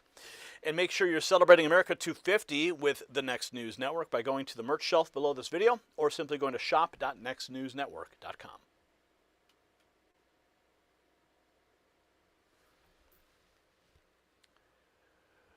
All right, moving right along, more news ahead. Gavin Newsom. What do you know, right? Oh, this will be fun to watch, won't it be? Don't you think? Oh, yes, it certainly will. All right, we're going to get these scheduled for you, get them published on X as well as on YouTube. So make sure you're following us on all platforms so you can be the first to know. Now we got to talk about what's going on in Iran, because this is the big story. Vance making a lot of statements, President Trump at the G7, oil prices, a lot going on here in this report, so strap in. Hold on, because the real bombshell right now is not just that President Trump locked in a deal that blocks Iran from getting a nuclear weapon, is that the Trump administration appears to be building something much bigger right in front of us. A new Middle East economic order built on shipping security, Gulf cooperation, and investment instead of endless American blood and treasure. Oil is dropping. The Strait of Hormuz is reopening. Regional money is moving. The same media that spent years cheering chaos is now parroting foreign propaganda because they can't stand to admit Trump may have just changed the game again. You see, Vice President J.D. Vance laid it out plain. From day one, President Trump's position was non-negotiable. Iran will never have a nuclear weapon. That's the entry ticket. But that's not the end point. The bigger play is what comes after. Vance says the Strait of Hormuz is open immediately, and markets are already responding with lower oil and gas prices. Senator Rand Paul backing the peace push because Americans have paid the cost of this conflict at the pump, the grocery store, and on the farm through fertilizer prices. Here's where the story gets even bigger. The administration's openly talking about a future where if Iran behaves like a normal country, Gulf Arab states, not American taxpayers, could invest in the region and help transform it. That means the Trump administration is trying to turn a military and diplomatic win into an economic architecture. Not forever war, not blank checks, America first, peace through prosperity. And speaking of solutions that people used to mock until the results became too obvious to ignore, this next message hits close to home. Now, you've probably seen the clip, Joe Rogan with Mel Gibson talking about people close to them facing serious health struggles and how red light-based therapies help spark dramatic turnarounds. Rogan talks about what happens at the cellular level. Gibson says it plainly. This stuff works, and that got my attention. In my own life, I watched something similar with my wife who dealt with constant discomfort and anxiety for far too long. Then we discovered red light therapy, and it changed our perspective fast, and that's why I want you to check out Jonathan Otto's work right here on this channel. I've interviewed him countless times, absolutely eye-opening interviews. But you can skip right to the end by going to myredlight.com. That's if you've been curious, you really need to learn more. Go to myredlight.com, use NNN25 for individual items or NNN30 for bundles. Take a serious look for your family today, just like we did. Now back to the story, because what Team Trump is doing in the Middle East is all about results over noise. Now here's the part that the corporate press really does not want viewers to focus on. This deal is being sold less as a one-off diplomatic document and more as the launch pad for an investment zone. Vance made that clear when he said not a single dime comes from the United States, and that any upside for Iran depends entirely on acting like a normal country. Then came another clue. Qatar preparing to invest more than $1 trillion into the United States. That's not random. That's the prosperity phase. And the tweets are going to help map out exactly how it's all unfolding. Here's J.D. Vance laying it out. The president has been clear from day one. President Vance here to talk a little bit about what is in the Iran deal, the great peace deal that the President of the United States made last night. Number one, what this deal means is that the Straits of Hormuz are open immediately. You're already seeing oil and gas prices come down just over the past 24 hours. Number two, it ensures that Iran will never have a nuclear weapon. And we have to back up for a second and appreciate that what the President has done is completely decimated Iran's nuclear program. Now, this deal really has two pathways. On the one hand, if the Iranians make the long-term commitments never to rebuild, then they're going to be welcomed into the world economy. If, on the other hand, they try to rebuild that nuclear program, they're never going to have the resources in order to do so. So it's a win-win for the American people. We ensure Iran doesn't have a nuclear weapon either way, and now it's really up to the Iranians. Over the next few months, we're going to see if they're serious about dismantling that program for the long term. If they do, the president has said, we want their country to be successful, but what we know is that our country is successful thanks to great presidential leadership and a lot of good decisions. Thank you, guys. That's the message directly from the White House laying out the core deal. Iran's nuclear program gets crushed. America gets lower energy costs. Now it goes a step further, explaining how the economic upside for Iran comes from Gulf Arab investments, not U.S. taxpayers. What we have said is, again, that if the Iranians are behaving like a normal country, and if they make their country investable, then the Gulf Arab states are going to may decide to invest in that country, invest in their infrastructure, invest in their incredible resources. But I think it's important, not a single dime of that money comes from the United States. And in order for Iran to get that benefit, they have to show the Gulf Arab states that they're behaving like a normal country. Again, the whole concept of this deal is that if Iran acts like a normal country, their economic relationship, both with the region, but the world, is going to be totally transformed. The president of the United States doesn't want just a deal on the nuclear as much as that's a win for the American people. He wants to see a transformed Middle East, which is what this deal will do so long as the Iranians comply. And if they don't, they won't get any of the benefits. So, no American bailout, no free ride, only benefits if Tehran acts like a normal country. Next, he takes aim at the corporate press for pushing Iran regime propaganda instead of the actual terms. Really bothers me and frustrates me and is unexpected when the American media literally picks up talking points and propaganda from the IRGC that has no support in the text of the agreement that we've actually negotiated and no basis in reality. This is good for the American people. The Iranians don't get a dime unless they behave and change their behavior, and this means that Iran will never have a nuclear weapon. When you say they don't get a dime, do they ever get an American dime, a taxpayer dollar? No. So number one, first of all, they never get a dime of American taxpayer money, ever. Full stop. Not even close. Okay. What we have said is there's a lot of economic benefit in the United States relieving a lot of sanctions and welcoming them back into the world economy. There's a lot of benefit there. Not American money, but there's a lot of economic prosperity that can flow from that. What the president said to them is, we want you to be a successful country. But for you to be a successful country, you've got to give up on this threat. You've got to give up on this desire to have a nuclear weapon. And if you do that, the United States is willing to have a much better relationship. So he calls out the media's lie machine. Iran doesn't get a dime from U.S. taxpayers. And while the press points, Trump points to something voters can actually feel: oil falling fast and gas prices heading down. Here he is at the G7. Fuel, so goes everything. Fuel is dropping. It's now in the 70s per barrel. And I think we'll get it down. When I was in Iowa, and we had great victories in Iowa. And when I left, I noticed in a gas station, $1.85 a gallon. That's where we were. It was a little bit higher generally, but I saw two stations, $1.85, one had $1.91. And, we're going to get around those levels. So very honored. So Trump tying peace through strength to cheaper fuel, saying oil is back in the 70s. The gas could keep dropping. Next, the market data backs him up, with crude sliding below $79 a barrel. U.S. oil prices dropped below $79 a barrel, hit the lowest level since March 10th. Look at this. Look at this drop. Exactly as President Trump said would happen. So it's not just talk. The chart shows oil breaking lower in real time. Shifting gears, Trump then turns to Israel and delivers a blunt warning about civilian deaths in the Hezbollah fight. Shots fired, they write. President Trump dunking on Israel for committing war crimes against civilians. What are the expectations for Israel? Can this deal survive if Israel attacks Lebanon? It can, and I consider that the minor war. Iran's the big one, but we have the little pinprick out there that constantly rears its head, and that's Hezbollah.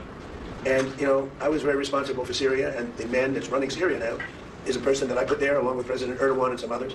He's done an amazing job of pulling it together. He's not a Boy Scout, but he's done an amazing job of pulling it together. And he is very good with Hezbollah, does not like them. And I'll tell you what, Israel's fighting Hezbollah too long, and too many people are being killed. And you don't have to knock down an apartment house every time you're looking for somebody, because there are a lot of people in those apartment houses, and they're not all Hezbollah, that I can tell you. And I suggested to Israel to let Syria take care of Hezbollah. Because to be honest with you, I think they do a better job of doing it. So after the oil drop, the focus moves back to the battlefield. Trump's not mincing words with Israel. Next, more of that rebuke. He says Syria could handle Hezbollah better than endless apartment block strikes. Fighting Hezbollah too long, and too many people are being killed. And you don't have to knock down an apartment house every time you're looking for somebody, because there are a lot of people in those apartment houses, and they're not all Hezbollah, that I can tell you. And I suggested to Israel to let Syria take care of Hezbollah. Because to be honest with you, I think they do a better job of doing it. And I didn't like Syria. I didn't like where 2 hours before was that there was an attack in Lebanon, in Beirut. It wasn't like in the southern side, it was in Beirut. I did not like that. I didn't like it, not at all. Syria, he's pulled that country together amazingly quickly. He's very capable, and he's been very good for me. He's protected everything that I've asked for, he's done. And if Israel can't do the job without killing everyone else, he'll do the job. Syria will do the job. So Trump making clear the support for Israel is not a blank check for bad strategy or civilian carnage, but he also reminds the world who Israel's strongest backer really is, and says no president has done more than he has. Relationship. Without us, without the United States, there would be no Israel.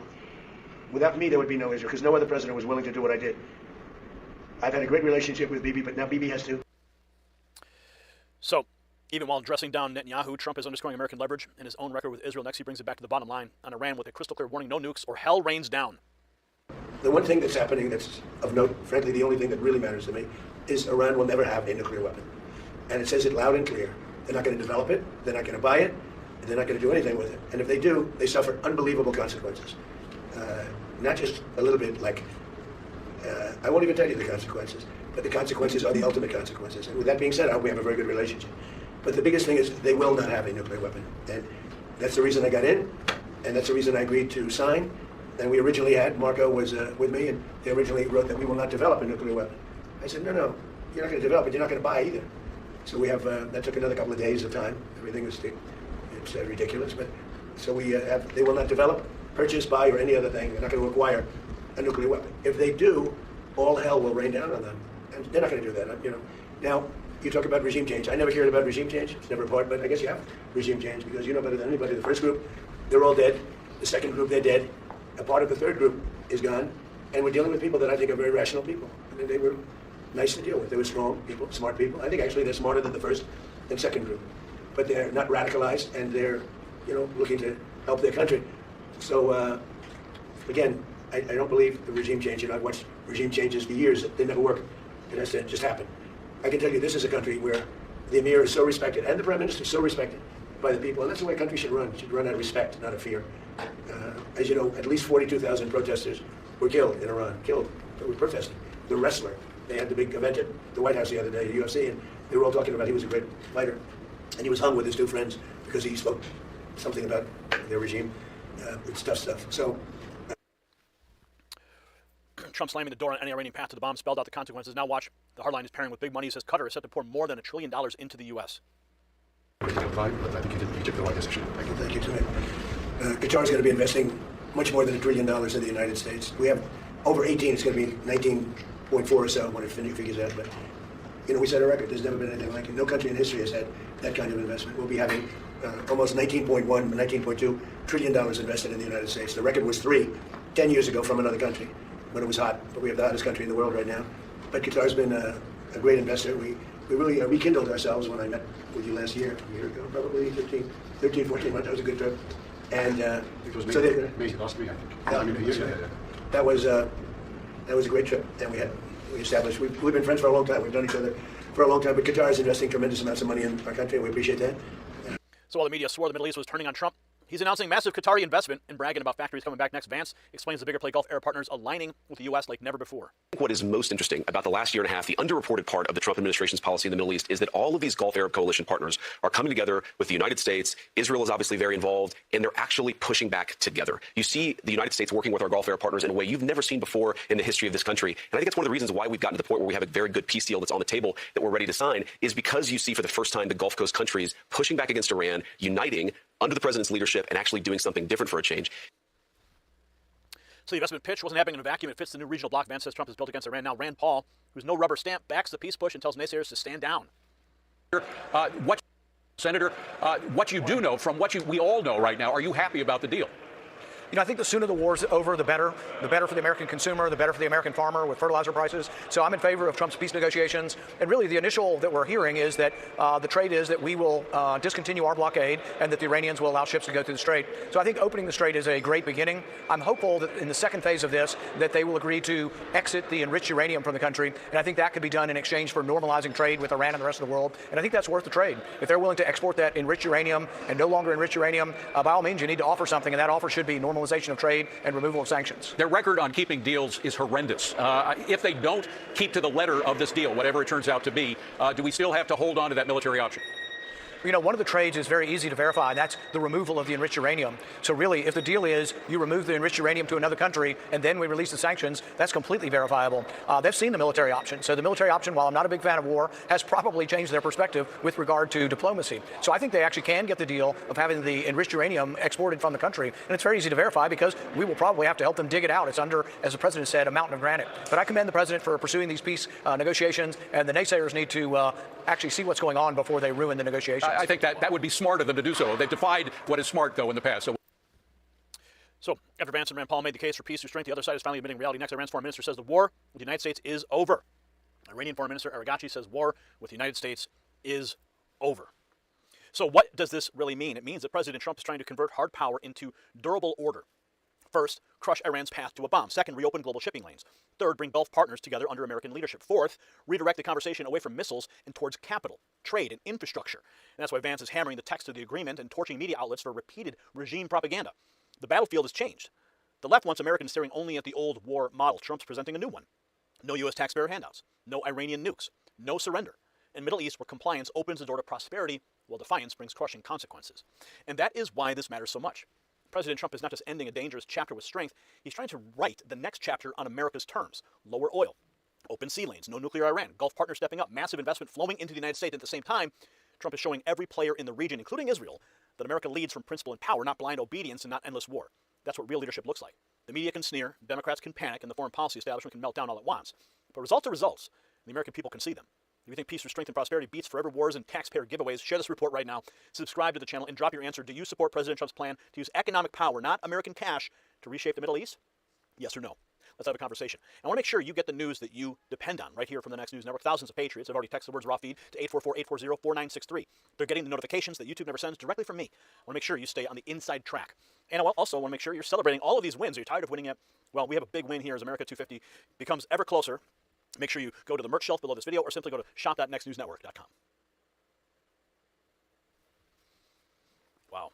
So we'll see how that all plays out. Hopefully Iran will play by the rules and not have to meet more cruise missiles. It's all about the verification process, my friends. That's what it comes down to. Okay, so we got to talk about these big arrests that happen. Massive Antifa arrests occurred today.